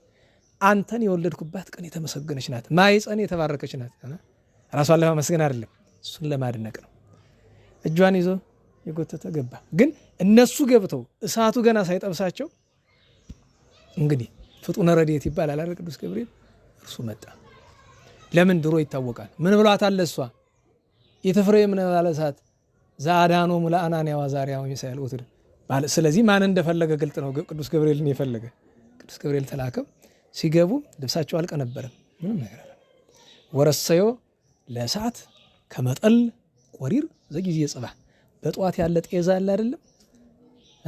የጠዋት ጤዛ ደስ ይላል አይደል? እንደዚህ ያደረገው። እዚያ በኋላ ግን ብዙ መከራ ተቀብሎ ቃል ኪዳን ተቀብሏል። እንድታውቁት የጎንደር ቅዱስ ቂርቆስ የጎንደር አድባራት በሙሉ የተሰሩበት ምክንያት አላቸው። ጎንደር አብዬ ጊዜ የተሰራ አራዊትን ለማቆም ነው። ቃል ኪዳን ስላላቸው ገና ድሮ ገና ጎንደር ሳትመሰረት ጥንታዊ ነው። ቂርቆስ የተሰራበት ምክንያት ደግሞ ያው ቸነፈር ቃል ኪዳን ሰጡታል። እንስሳት ሲሞቱ ይምጻ ሞታ ላይ ወላይለሰብ ብድብድ ሀበታ አንጸ በስሙ አይፈድ። ቤተክርስቲያን በስሙ ከተሰራበት ሁሉ የእንስሳ ሞት አይግባ፣ በሰውም ላይ ወረርሽኝ አይምጣ ተብሎ ተመስገን ነው ያለን። ኋላ ደግሞ የህፃናት ወረርሽኝ ገብቶ ደግሞ ጎንደር በጣም ሲያስቸግር እንዲያው በነገራችሁ ላይ እኮ በገድሉ ላይ እኮ የመርቆሬዎስ እኮ ለህፃናት ወረርሽኝ መድኃኒት የሚል የተጻፈ ነገር እኮ የለው። የሚገርማችሁ ነገር ራሱ በኪነ ጥበቡ የገለጠው ነገር እኮ ነው። ሌላ ቦታ እኮ አይታወቅም። ጎንደር ነው እንደዚህ ራሱ እኮ ነው በኪነ ጥበቡ ያደረገ። ራሱ ራእይ አሳይቶ ታቦቱ ከሚመጣበት መጥቶ ይዘሎዲ ስሉ እንዳይሆን አድርጎ እዚሁ አስቀርቶ ከዚያ በኋላ የምታውቁት ነው። አሁን ህፃናት በሙሉ በጤና እንዲያድጉ መርቆሬዎስ ማቁረብ ነው። እና በእውነቱ እንዲህ ያለ ቃል ኪዳን ተሰጥቶታል ቅዱስ ቂርቆስ። በመጨረሻ ሲሰዋ ምን ትለምነኛለህ አለው ጌታችን። ቅዱሳን ሁሉ የሚለምኑትን ለመነው። ሌላ ሳለው አይ አንድ ነገር ልለምንህ፣ ስጋዬ አፈር አይብላው፣ ትሉ ምስጡ አይብላው እባክህ። መሞት አይቀርም። አንገታቸውን ሰይፏቸው ሁለቱንም ተሰውተዋል። ጌታችን ምን አለው? እኔ አንተን ስጋ ዳግመኛ መጥቼ ከነፍስ አዋጅ እስከማስነሳው ድረስ በኤልያስ ሰረገላ፣ ኤልያስ ያደረገበት ሰረገላ የሳት ሰረገላ እዚያ ላይ ነው ያለውንም ስጋው መሬት አልነካውም፣ አፈር አልነካውም። እና ከምንም በላይ ትልቁ ነገር የቅድስት ኢየሉጣን ክብር፣ የቅዱስ ቂርቆስን ክብር ለመናገር ነው። እግዚአብሔር በረከታቸውን ያሳድርብን። የቅዱሳን ሰማዕታተ እስናም ታሪኩን እንደዚያው ነው። ሰዓት ይዶብን ካልሆነ ባጭር ነው የምናደርገው። ቅዱሳን ሰማዕታተ እስና የምትባል እንደ ጎንደር አይነት ናት። ግብጽ ውስጥ ያለች አንዲት ከተማ ናት። የክርስቲያን አገር ናት። እና ለወትሮ መኳንንት መጥተው የተወሰነውን ገድለው ነው የሚሄዱ። ከዚያ በኋላ ቀስቀስ እያለ ነው። የእሱ ሀገር የሚያስገርመው 3 ጊዜ ነው የመጣ አርያኖስ። መጀመሪያ አንዲት ሴት ገና ከተማው ሊገባ ሲል አንዲት ሴት ተቀበለችው። ሰራዬ ብላ ለካ እንደሚመጣ ታውቃለች። 4 ሴት ልጆች አሏት። እና ልጆቿን መክራ በሉ አሁን ወደ ክርስቶስ ልንሄድ ነው ተዘጋጁ እንዳትፈሩ ብላ ፊት እየነዳች ገና ሰራዊት ሲመጣ እኔ ክርስቲያን ነኝ ልጆችም ክርስቲያን ናቸው ያለት ዲላጊ ወይም ዳላጂ ትባላለች። ልጆቿ ሱር፣ ስርማን፣ አያፋ፣ ስንጣንያ ይባላሉ። እነሱን ገሏቸው ተመልሶ ሄደ። ሰማዕትነት ተቀበሉ። በሁለተኛ ተመልሶ ሲመጣ ከመግባቱ በፊት 4 መኳንንት ጠበቁት። ምን ሆናችሁ አላቸው። እኛ እያለን አንተ ገብተህ እዛው አታጠፋም፣ እኛም ክርስቲያኖች ነን፣ መግደል ከፈለክ በእኛ ጀምራሉት። አውሳቢዮስ፣ ታማን፣ ሀርዋግ፣ ባኮስ የሚባሉ 4ቱን አርዷቸው ተመልሶ ሄደ። በሶስተኛው ሲመጣ ግን መኳንንቱ የለ፣ ዘበኛ የለ፣ ጥበቃ የለ። ማን ያለ? አንድ አባት አባ ይስሐቅ የሚባል ገዳማዊ ነው ያለ። ወጥቶ እሱ ግን ህዝቡን ሰብስቦ ጨክኑ፣ አትፍሩ፣ ርዕሳችን አትፍሩ አይደል? አትፍሪ አይደል? አትፍሩ፣ ጨክኑ እያለ ሲመክራቸው ደረሰ። አርያኖስ በነገራቸው ላይ በኋላ እሱም ተጸጽቶ አምኖ ሰማዕት ሆኗል። ግን በጣም እሱ ፈጅቷል። 3 ከተማ እንኳን ሙሉ በሙሉ አጥፍቷል። ገብቶ ሴት እንዳትሉ፣ ወንድ እንዳትሉ፣ ትልቅ እንዳትሉ፣ ትንሽ እንዳትሉ፣ ቄስ ዲያቆን እንዳትሉ፣ ክርስቲያን የሆነ ሁሉ ግደሉ ብሎ አላቸው። ሲገሉ ቆይቶ ደከማቸው፣ ገዳዮቹ ማለት ነው። ሲደክማቸው ምን አደረጉ? ለመበረታታት ምን እናድርግ? እንደ ጨዋታ እናድርገው ብሎ እንደ ጨዋታ ማለት እየተጫወቱ እየተዝናኑ አጋና መጫወት ይባላል። ይሄ የክርስቲያኖችን ራስ እየቆረጡ እንደዚያ እየመቱ እንደዚያ እየተጫወቱበት ህፃንነሽ በተለይ ህፃናትን ራስ እንደዚያ የሚጫወቱበት ነበር። ሲወጡ እስከ ጉልበታቸው ድረስ ደም ተነክረው ከተማው ሞልቶ ማለት ነው። የሚያስገርመው ነገር ወጥተው ሲሄዱ 3 ገበሬዎች ከርሻ ቆይተዋል። ይሄን ሁሉ ጉድ አልሰሙ። ሊመጡ እንግዲህ አስቡት፣ ለመሸሽ ነው ጥረት መደረግ የነበረበት። እየተከተሉ እኛም ክርስቲያን ነን አትለዩን እባካችሁ ወንድሞቻችን ክብር አግኝ እኛንም አትለዩን። ወዲያውኑ አርያኖስ መለስ ብሎ ግድብራቸው ምን አለች? አረ ደክሞናል። እዚያ ከነሱ ከ3ቱ ገበሬዎች አንዱ ትንሽ አረፍ ብላችሁ ግደሉን፣ ችግር የለም ሰይፋችን መግደል አይችልም። ያው ሰው አንገት ላይ ስለዋለ ስላደረ ምንም ነገር መቁረጥ አይችልም። መጥረቢያ ይዘናል እዚያ በረሃ ስንሰራበት የነበረው ብለው ደንጃን ከባለብላቸው እንደዚያው ነው የተገደሉ። እነዚህ ሱርስ፣ አጤኪዮስ፣ መስተሃድራ ይባላሉ። ምንጭስ ለዚያ ነው በዚህ በፊት ነግሬያቸዋለሁ። የድሮ ዘመን ክርስቲያኖች እኮ አህዛብ ምን ስም ነበራቸው? ምንድነው የሚሏቸው? ወፈፊዎች፣ እብድ ነው የሚሏቸው እኮ በቃ ማለት ወደ ሞት ሲሯሯጡ ስለሚያዩቸው እብድ ነው የሚሏቸው። እንደ እውነቱ እብድ የዚህ ዘመን ክርስቲያኖች ነን። የእውነት እብድ ማለት እብድ ማለት ማያስተል ሰማያዊ ነገር ስለማይገባን ብዙ ጊዜና የስና ሰማይታት ቅንጣት ታክል ፍርሃት ሳይኖራቸው ቀድሞ ለመሞት ቀድሞ ከሰዓት ለመግባት እንደናግራን የናግራን የእስና የአክሚም ሰማይታት ይባላሉ። እና እነሱም ፍርሃትን አረቀው እንዲያከብር የተቀበሉ ናቸው። በረከታቸው ይደርብን። ሌላኛው ቅዱስ በጥላን ነው። በጥላን ሐኪም ነው፣ ግን አረማዊ። እናቱ ክርስቲያን ናት በድብቅ፣ አባቱ ግን አረመኔ ነው። አባቱ ሐኪም ስለሆነ ሕክምና አስተምሮታል። እና ከጎረቤቱ ቄስ አለ። ያ ቄስ ሲወጣ ሲገባ አይ ይህን የመሰለ መልካም አዋቂ ጥበበኛ ወጣት ከሃዲ መሆኑ ያሳዝናል እያለ ያዝናል። ሐዘን ምን ቁም ነገር አለ ብሎ ገብቶ መጸለይ፣ ጌታ ኢየሱስ ክርስቶስ ይህን ሰው ክርስቲያን አድርግልኝ፣ ይህን ሰው ክርስቲያን አድርገው፣ በዚህ ሰው ሰበብ ብዙ ሰው ይድናል እባክህ ብሏል። ጌታችን በራእይ መጣና ክርስቲያን ይሆናል፣ ግን አንተን የምታደርገው እንዴት አድርጌያለሁ? እንደ ፈሊጥ አድርገው ወላሉ ጌታ።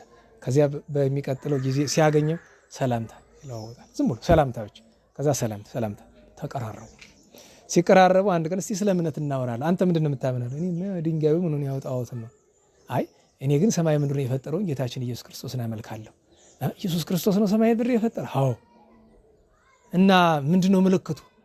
በእርሱ ያመኑ በሙሉ ዋናው ትልቁ ነገር የዘላለም ሕይወት ያገኛሉ። ከፈለክ ግን በምድር ታምራት ያደርጋሉ፣ እውቀት ይገለጥላቸዋል። ደስ አለው። እንግዲህ የተማረ አይደለም እውቀትና ታምር የምትለው ደስ አለችው። እንግዲያው ሳምኛለሁ አለው፣ ግን አልተጠመቀም። ለምን? ገና ነው ላረጋግጥ ብሎ። አንድ ቀን መንገድ ላይ ሲሄድ አንድ ሰው ወድቆ እባብ ነድፎት ሞት አፋፍ ላይ ይደርሳል። ትልቅ እባብ ነድፎት ጭራሽ ቆሞ ያዋል እዚያ እና ደረሰና ሰው ሁሉ ፈርቶ ከርቀት ነው ቀረበና በክርስቶስ ያመነ ታምር ያደርጋል ብሎኛል ያ ቄስ። እውነት ከሆነ እንግዲህ ዛሬ ልሞክራልና ጸሎት አድርጎ ጌታ ኢየሱስ ክርስቶስ ይሄ እባብ ይሙት፣ ይሄ ሰው መርዝ ወጥቶለት ይዳናል። ቃል ሲናገር ካፉኛው መርዝ ወጥቶለት ዳነ፣ እባቡ ሞት። ተመለሰ፣ ሄደ፣ አጥምቀኛ ነው፣ ተጠመቀ። ከዚያ በኋላ የሰራው ነገር የሚያስገርመው ነገር ከቄሱ ጋር ተስማምቶ ምን ያደርጋል? ሐኪም አይደል የታወቀ በሀገሩ። በሽተኞች ይመጣሉ። መቼስ የባህልም ሆነ ዘመናዊ ሕክምና ዘንድሮ ውድ ነው አይደል? ድሮም እንዲያ ነው። አንዳንድ ግን እና ስንት ነው የምታስከፍለን ነው? መጀመሪያ እኮ ድርድር ነው አይደለም? አይ እኔ ገንዘብ አልቀበልም ስትድኑ በክርስቶስ እመኑ ይላቸው። በቃ እንደዚያ ነው። አይ ካሉ የለም በቃ በክርስቶስ ማታመልኩ ሂዱ ከሌላ ሐኪም ክርስቶስ እንዲያምኑ ነው የሚፈልግ። እና እንዲያደረገ ሲኖር ቆይቶ አንድ ደግሞ የሚያስገርመው ነገር ምንድነው የሚያደርግ የማይድን በሽታ አለ አይደለም? ማንም ሐኪም ማያድነው እሱም በታምራት ያድናቸዋል። እና አንድ ጊዜ ከቤት እሱ ተቀምጦ አባቱ ከበር ተቀምጧል። አባቱ እንግዲህ ጣዖት አምላኪ አይደለ? ብሎት አላምንለት ብሏል። አባቱ እምቢ ብሎታል። እና የሆነ ሰው ድምጽ ይሰማና በጥላን ይወጣል። ሲወጣ አንድ ሰው ተመልሶ ይሄድ ነው። አባቴ ምንድን ነው? አይ አንድ ታማሚ መጥቶ ነው አንተ ታድነኛለህ ብሎ አንተ ማትችለው ነው መልሼዋለሁ አለ። ምንድን ነው ችግሩ? አይነ ስውር ነው፣ አይን የለው እና አይነ ስውር አይበራም ብለህ ነው አለ። በምን አቅም ነው አንተ አይነ ስውር የምታበራ? እኮ በሕክምና የሚድን ነገር አይደለም ይላል። የጌታዬን ክብር ላሳየኝ ና ብሎ አይነ ስውሩን ጠራው። ብትድን ባዳንህ በክርስቶስ ታምናለህ አለው። ባዳነኝ እንጂ አምናለሁኝ አለው። ጸሎት አድርጎ አይኑን ድስስ ያደርጉ ቦክ። እንግዲህ አይነ ስውር ማመነ፣ አባትየው ማመነ። ኋላም ሁሉም ተሰውተዋል። ኋላም የሚገርማችሁ የነገር ስርዓት ነገር ችግር አይደለም። ታማሚው በሙሉ ወደ በጥላን ስለሚሄድ በከተማው ያሉ እነዚህ ሐኪሞች ጠይባን በሙሉ ተሰብስበው ሄደው ለአረመኔ ንጉሥ እንግዲህ ታማሚው ወደ እሱ ሄደ ብለው መክሰስ አይችሉም። ጥሩ ሙያ ስላለው ነው የሚባል አይደል? ክሳቸው ምንድን ነው? ክርስቲያን ነው፣ የአረመኔ ሀገር አይደል?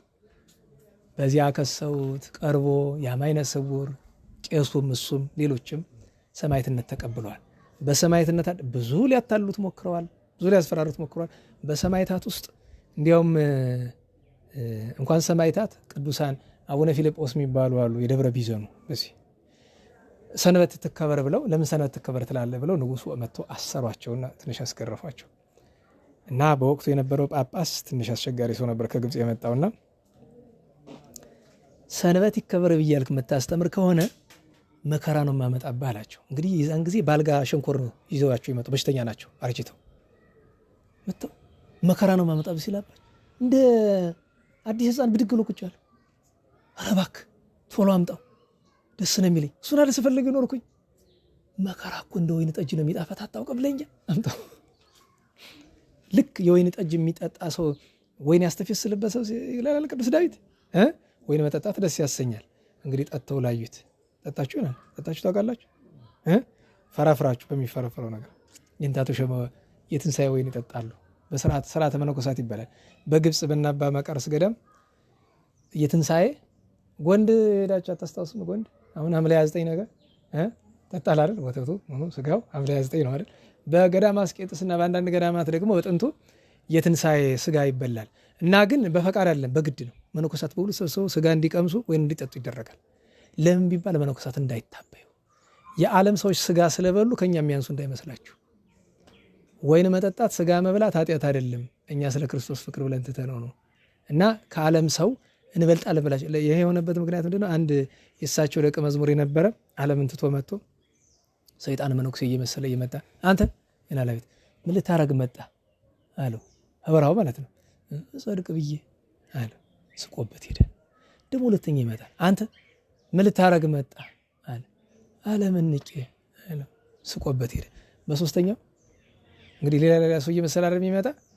አንተ ምን ልታረግ መጣ አለው። በሶስተኛው መጥቶ ክርስቶስን አገኘው ብዬ ያውኑ ይባስ ብሎት ሄደ። ይህን ሁሉ ይሰማሉ። እሳቸው ባታቸው ነው ያሉበት ርቀት ያገር ነው። አንድ ቀን እሳቸው ሲመጣ አንተ ይሉታል። አቤት እንደዚያ በራ እየመጣ የሚያናገር አለ።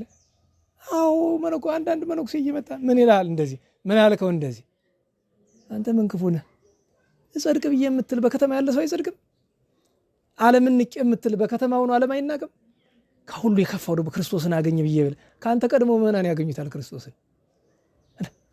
አባቴ እኔ እኮ ስለማላውቅ ነው ምን ልበል አላቸው። በል ድጋሜ መጣ።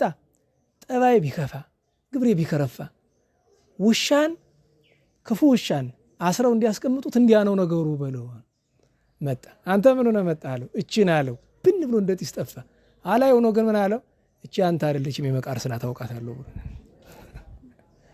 እና እንዳይታበዩ ነው እንደዛ የሚደረግበት። እና ግን አሁን ግን በኋላ ግን አባ መቃርስ ካረፉ በኋላ ቀርቷል ስጋና ወይኑ። ምክንያቱም ትርምት ያዙ አንዳንድ አባቶች አሉ የማይፈልጉ እና በአንዱ ዓመት ላይ ግድ ብሎ ሲባሉ አንደኛው ባህታዊ እምቢ አለ። ቢያርጉት እምቢ አለ። ግድ ብሎ ሊይዙ ሲሉ አመልጣል ብሎ ሲሄድ ለካ የሳሳ ግንብ ነበረ ነክቶታል። ተደርምሶ ጨፍልቆ ገደለው እዚያ ላይ። መነኮሳት ተላቅሰው ይሄ ሁሉ የመጣ በዚህ እህል ምክንያት አይደለ? የፈለገ ይብላ የፈለገ ይተው ብሎ ቀረ። አሁን እንጃ በግብፅ ገዳም አስቄጥስ ይኑር አይኑር ስርዓቱ አላውቅም። ሰማችሁ ነው። እና ወይኑን ምንድን ነው ያመጣው? እስቲ ያዙ እንዴ ሲጠፋኝ እናንተን አስታውሱ። እሺ የቅዱስ በጥላልን ነገር ተርከን ጨርሰናል ብቻ አይደለም። ዋናው ነገር ማጠቃለያችን አትፍሪ ነው። ግን ቅዱስ ገብርኤልን ሳያወሱ መቅረት ትንሽ ይከብዳል። ስለዚህ ማጠቃለያችን ቅዱስ ገብርኤል እናደርጋለን። ስለ ቅዱስ ገብርኤል ከባህሉን እንነሳ። መጀመሪያ ከባህላችን ከለመድነው ነገር ከመላእክት ማን ነው የሚያስፈራ? ሁላችን የኖርንበት ነው አይደለም? ለምን ይኸውላችሁ በረራሄ ከሁሉ የሚበልጥ ከመቤታችን ቀጥሎ ቅዱስ ሚካኤል ነው። እሱ መጻሕፍት የሚናገሩት ነገር ነው። ስለ ቅዱስ ገብርኤል እኔ የዛሬው መልክዓ ገብርኤል ዛሬ እንኳን ማህሌቱ መልክዓ ቂርቆስ ግን መልክዓ ገብርኤልም አንቀጽ ስላለው ማሉ ላይ ስለሚጮህ ምን ይላል? አልቦ እምሰብ ዘይትየክስ ዘከማየ ነጋ ወሰርከ። በጧት በማታ እንደኔ ሐዘንተኛ የለም፣ እንደኔ ሐዘን የዛብት ዋልቦ ዘከማከ ዋልቦ ናዛዚ ህዙናን ዘከማከ።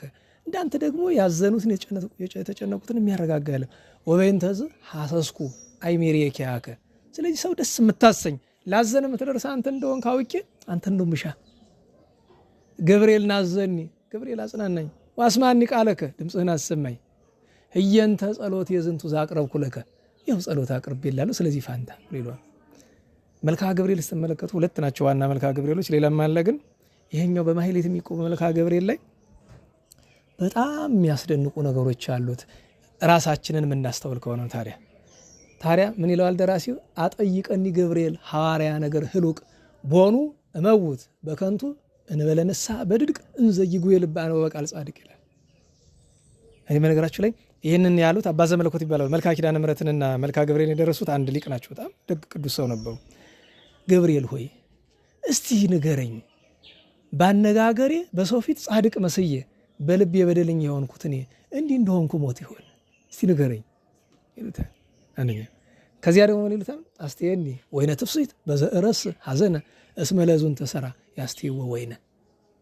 ላዘነ ሰው ወይን አጠጡት ተብሏል እና እስቲ ወይን ይዘህ አምጣና አጠጣኝ። የፍራቻ አነጋገር ይመስላችኋል? ቅዱስ ገብርኤልን ብንወደው እንጂ ለምን እንፈራዋለን?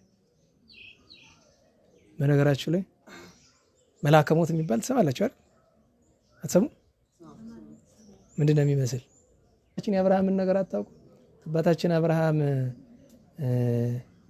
በሚያርፍበት ቀን ቅዱስ ሚካኤል መጥቶ እንደ ጓደኛ ቁጭ ብሎ ያወራዋል እና መልአከ ሞት መጣ ሊያርፍ ሲል እና ቅዱስ ሚካኤል ከውጭ አስጠንቅቆታል።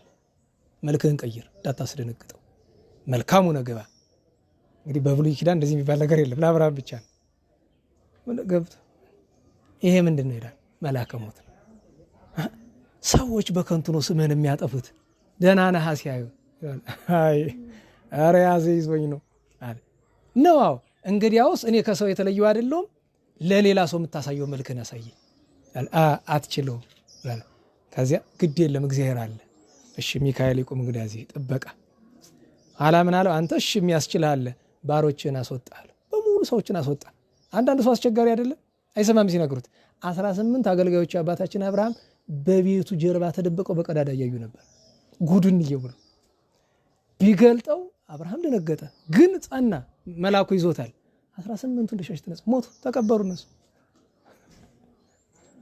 ሲነግሩ እና መልአከ ሞትን ይፈራሉ አባቶቻችን ጻድቅ ሲሆኑ ራሳችን። አባታችን አብርሃም ግን ያንን ልጅ ብሎ እንደዚህ አይቷልና ምንድን ነው ያመጣው?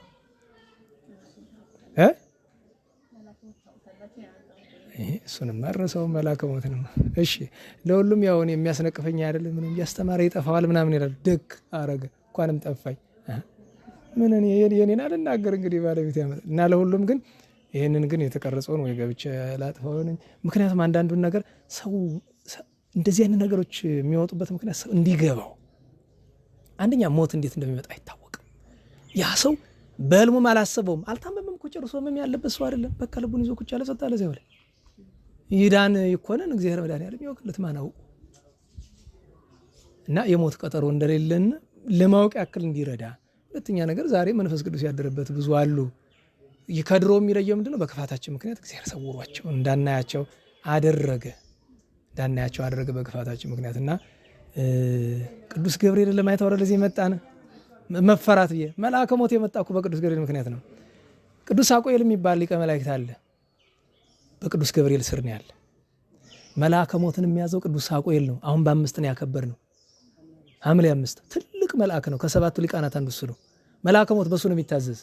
የሱ ወዳጅ መልአከ ሞት ያስደነግጠው ይላሉ አባቶቻችን። ግን ሳቆኤል የሚዘክር አላውቅም። ቅዱስ ሳቆኤል ሰሙንም ብዙ ሰው አያውቀው። ሁልጊዜ በወር በገባ በ5 ሳቆኤል ምን ይለዋል? ሳቆኤል ስዩም ዲበ መናፍስት ይለዋል። በነፍሳት ላይ በሙሉ የተሾመ እሱ ነው። የማንኛውም ሰው ነፍስ ስትወጣ እሱ አዛዥ አለበት። በእግዚአብሔር የታዘዘ እሱ ነው። መልአከ ሞት ተጨንቃም እንድትወጣ ወይ መላእክትም መጥተው በዝማሬ የእሱ ንብረት ቅዱስ ሳቆኤል። ከሱ በላይ ግን ማን ነው አዛዥ? ገብርኤል፣ ቅዱስ ገብርኤል አለ እና ቅዱስ ገብርኤልን ብንወደው እንጂ መፍራቱ አስፈላጊ አይሆንም። እንዲያው መቼም የልማድ ነገሩ ነው። ኧረ ደግሞ አንዳንድ ሰው ይላል ገብርኤል ያየው ምስጢር ይላል። ኧረ አንተ ደንቆሮ፣ አሁን እንደዚህ ብሎ እንደ ጓደኛው ማለት ነው ገብርኤል ያየው ምስጢር እያለ ቅዱስ ገብርኤል የምናውቀው አለ። ጥንት መጀመሪያ ላይ ፍጥረቱን አረጋጋ አይደል? መላእክት ሲታወቁ እዚያ በኋላ በብሉይ ኪዳንም ብዙ ስራ ሲሰራ ቆይቷል። ኋላ እመቤታችን እንዲያበስር ጌታችን ከመላእክት ሁሉ መርጦ አባቶቻችን ምን ይላሉ? ተርታ መልአክ አይደለ ደግ መልአክ ሊቀ መላእክት የብርሃን መልአክ ገብርኤልን ወደ አንቺ ላከ። መጥቶ ቆጣ ያለ ነው ወይ? መንፈሳዊ ቅናት እኮ ነው። ምክንያቱም መገለጫዎቹ ሁለት አይደሉ? አንደኛ ዘካርያስን አላምንም አለ። አሃ ትክክል ነው እኮ ቅዱስ ገብርኤል ያደረገው ነገር። ዘካርያስን ያህል ጻድቅ ካህን ሚስት ትወልዳለች ሲባል አርጅታለች። ህዝቡን ሰብስቦ እኮ ሳራ በ90 ዓመቷ ወለደች እያለ ሲያስተምር ከርሞ ነው ቅዱስ ዘካርያስ። አሃ ይሄ እኮ ነው የምናስተምረው ነገር። አንዳንድ ጊዜ አይምሮ ሲጠፋ ገስጸው አፉ ይዘጋል። ተከውን በሃማለው አፉ ተዘጋ። ከዛ ወደ እመቤታችን ሲሄድ እንዳታሳዝናት አለው። ይሄማ ደስታዬ ነው። እንዲያውም ጠይቆታል። ጌታዬ እንዲያው ሰው ሆናለሁ ብለህ ያልከው ነገር እንዴት ይቻላል ብሎ አለው። ቸርነቴን እፈጽማለሁ ሌላውን ተወው። ለምን የአምላክ ሰው መሆን ለመላእክትም ረቂቅ ነው። ተከትሎታል እኮ ሚካኤል ገብርኤል እስከ 5ኛ ሰማይ ተከትሎታል ሰው ሊሆን ሲመጣ። ከዚያ በኋላ ግን ተሰውሯቸው አላገኙትም ይባላል። ግን ረቂቅ ምስጢር ያለው ነገር ነው እና እኛ ቅዱስ ገብርኤልን በሰለስቱ ደቂቅ ሕይወት ውስጥ በቂርቆስ ወንጌል በሌሎችም ቅዱሳን ውስጥ የምናውቀው ርኅራኄውን ነው። መቅጣቱን ትለኝ እንደሆነ ሚካኤል ሲቀጣ እኔ እሺ ታሪክ እነግራችኋለሁ። መቅጣቱን ከሆነ ሁለተኛው ገብርኤልን ቁጡ የሚያሰኘው የስቅለት ጊዜ ነው። እንዴ መቼስ ፈጣሪውን ሲሰቅሉት የመዓት ሰይፉን መዘዘ ይላል ቅዱስ አትናቴዎስ አይደለም እንዴ? የተገባ ነገር እኮ ነው። ፈጣሪውን አምላኩን እነዚያ ከንቶች ኋላ ግን ጌታችን ታው የእግዚአብሔር ቸርነቱ ከለከለችው ይላል። አባቶቻችን ምን ይላሉ? ያን ሰይፍ ሲባል መቼም ሰው ሰይፍ ሲባል እንደኛ የምናውቀው አይነት ሰይፍ አይደለም እኮ ተግሳጹን መናገር ነው። የቤተ መቅደስ መጋረጃን ከሁለት ሰነጠቀው። ከዚያ በኋላ አንዳንድ ሰዎች ነው ይተርካሉ ያ ሰይፍ ወደ ምድር ውስጥ ገብቷል እና እየዞረ መሬትን የሚያናውጥ ነው ይባላል። እንግዲህ በትውፊት ታሪክ ነው ይህንን ነገር የምናውቀው። እንግዲህ እሱን እግዚአብሔር ያውቃል። ለሁሉም እግዚአብሔር የቅዱስ ገብርኤልን፣ የቂርቆስ ኢየሉጣን፣ የቅዱስ በጥላንን፣ የሰማዕታተ ስናን የሁሉን በረከት ያሳድርብን።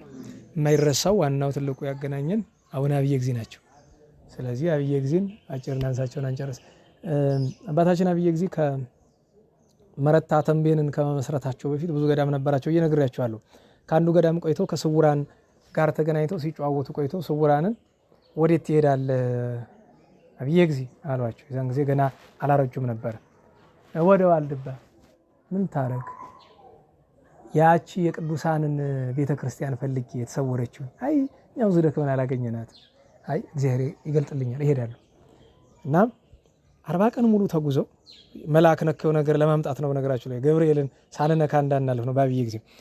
እና ጎዳና ተጉዘው 40 ቀን ሲደርስ ደከማቸው በጣም እና አንድ ዛፍ ስር ተጠልለው ጌታዬ ሆይ ከዚህ በኋላ ያለው መንገድ አያስኬድም አንተ ቸርነት አድርግልኝ ብለው ጸሎት ሳይጨርሱ ዝሆን መጥቶ ፊታቸው ቆመ።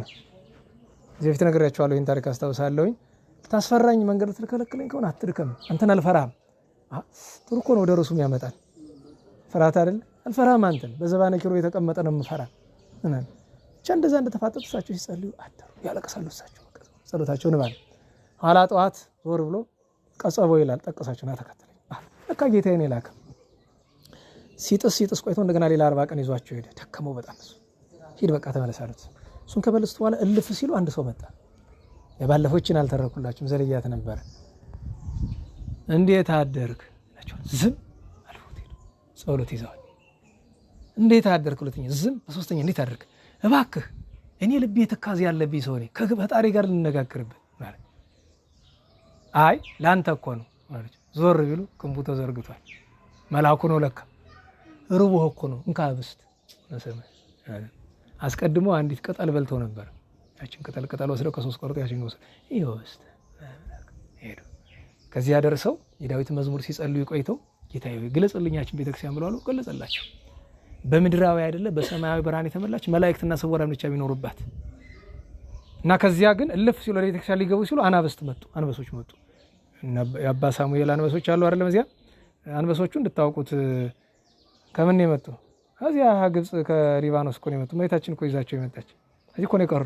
እዚህ ቁሩ ለወዳጆች መቀመጫ ትሆናላችሁ ብለው ከዚያ ነው የቀሩና እነዚህ አንበሶች መጡ። እግራቸውን ለሰው ተሻሽተዋቸው አልፎ ያንን ቤተ መቅደስ ደስ አላቸው። 3 ቀን ከቆሙ ሳያርፉ ከዘረጉ ሳያጥፉ ጸለዩ። ከሰማይ እንጦንስ የሚል ድምፅ ሰሙ። እንጦንስ አይደል ስማቸው?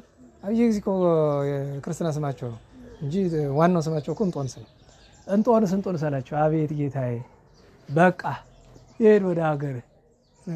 አይ ጌታዬ እቺን አግኝቼ አልሄድም። 3 ቀን እንደዛ አላቸው። በሶስተኛው ቀን መልአኩ ተልኮ መጥቶ ካሉበት ቦታ ፍስፍስ አድርጎ በጉተናቸው አንስቶ ወስዶ በገዳማቸው አስቀምጦቸው መጀመሪያ እነዚያ ስውራን ጋር አገናኛቸው አላ ወስዶ ሁሉ ቅዱሳን ዋልድባን ይወዱታል እንድታውቁት። ርዕሰ ገዳማት አይደል ዋልድባ። በእርግጥ በገዳምነት ለመቅደም ዋልድባና ደብረ ዳሞ ተናጻሪ ናቸው። ዋልድባ መቼስ ክብሩ በቋንቋ አይገለጥም። ሰው የማጣት ነገር ያሳዝናል። አንዳንድ ጊዜ ያው ነገር እንሰማለን አይደል? መቼም እሱ መድኃኒዓለም ብሎ የቀድሞ ክብሩን የሚመልስ እንጂ ዘረኝነቱ ፖለቲካውን አሁን የሚመላለስ ቪዲዮዎች ታያላችሁ አይደል? አንድ ለምሳሌ ካድሬ የወያኔ ካድሬ እኔ እዛ በቃ ልክ ገዳሙ ላይ ባስተዳደር የነበረ ሰው ነው እና የተላኩኝ ለስለላ ነው። 14 ዓመት ገዳሙ ሰለሉ ያለው መነኩሴ መስጊድ የንታመራ ጽድቅ የሚባሉ አንድ ደግ አሁን ቅርብ ጊዜ ላክ ናቸው። እንሽ ማግሌው ሊቅ እሳቸው ከገዳሙ የወጡበትን ምክንያት ሲናገሩ ወያኔም ካድሬውን አስገብቷል፣ ደርግም አስገብቷል። ገርሞ ነገር የደርግ ግን ራሱ መንግስቱ አይደለም ያስገባው። ይሄ ከኤርትራ ተሸንፈው ሲመለሱ መነኩሴ መስለው ገብተው አንዳንዶች አሁንም በእድሜ ያሉ ይላሉ የሚረብሹ እነሱ ናቸው ይባላል። ለምን መንኩስናውን ፈልገውት አይደለም መደበቂያ። እነዚህኞቹ ደግሞ ጭራሽ ለስለላ ከዛ ውስጥ ገብቶ አስባችሁታል። ገዳም ውስጥ ገብቶ አንዱ ምን አለኝ ከገዛ መጥቶ በአማራነት የተገፋው እንዲው በሞቴ እንዲው አንተ እኮ ሞተሃል እኮ አስከሬና አማራ ትግሬ አይደለህም አንተ እኮ እንኳን አንተ እኛ አማራ ትግሬ ማለት እኮ ለኛ ጸያፍ ነው፣ ቆሻሻ ነገር ነው። ለኛ እንኳን በአለም በዚህ ኃጢያት ለምንኖር እንኳን ቆሻሻ ነው። የሚገርማችሁ ነገር 30-40 ገጽ ሪፖርት ይዟል ተበደልኩ የሚለው እሺ በደሉ አንድ መነኩሴ በደሉን አይጽፍም በወረቀት ግን እሺውን በሰውነት የተገፋው ይበል እንደዚህ ስለው ያመጡ ትግሬ ስለሆንኩ ተገፋው ማይካር ነገር ግን አለ። ትግሬ አማራ የሚባል ቆሻሻ ነገር እዛ ውስጡ ላይ ምን ብንነጋገር እዚህ ላይ አስቡት። ገንዘብ ሲጨመርበት ገዳም ውስጥ ገንዘብ ሲገባ አስቡት። ሚሊዮን የሚባል ገንዘብ ሲገባ የትኛውም ገንዘብ አዝሎት የሚገባው አጋንንትን ብቻ ነው። እንኳን ገዳም ያልሰራንበት ገንዘብ ቤታችን ሲገባ እንደዚያ ነው የሚሆነውና አባታችን አብይ ጊዜ እንዲህ ያለ ታምር ተደረገላቸው። እግዚአብሔር በረከታቸውን ያሳድርብን። ታዲያ የፍርሃትን ነገር ምን እናደርገው? መድኃኒዓለም ይሁን።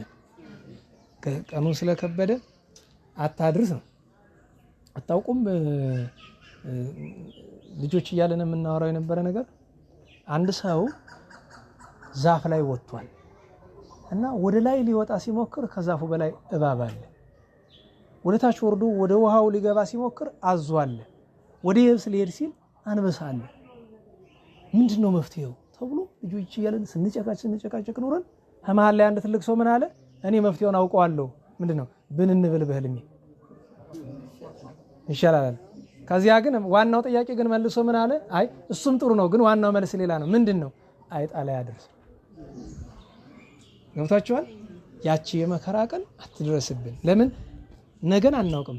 አሁን ግን ባለን ሰውነት አሁን ያለችን ሰውነት ግን መከራዋን የምትችል አይመስለኝም። ስለ ክርስቶስ ብሎ ደም ለማፍሰስ ያክል ችሎታ ያለችን አይመስለኝም። እና ሲሆን መድኃኔዓለም ያርቅልን። የሚያመጣው ከሆነ ፍርሃቱን ያርቅልን። እመቤታችን ጣዕመ ፍቅሯ የቅዱሳን በረከት ይደርብን። ስብሐት ለእግዚአብሔር ልዑል ወለወላዲቱ ድንግል ወለመስቀሉ ክቡር ዕፀ ሣህል አሜን አሜን።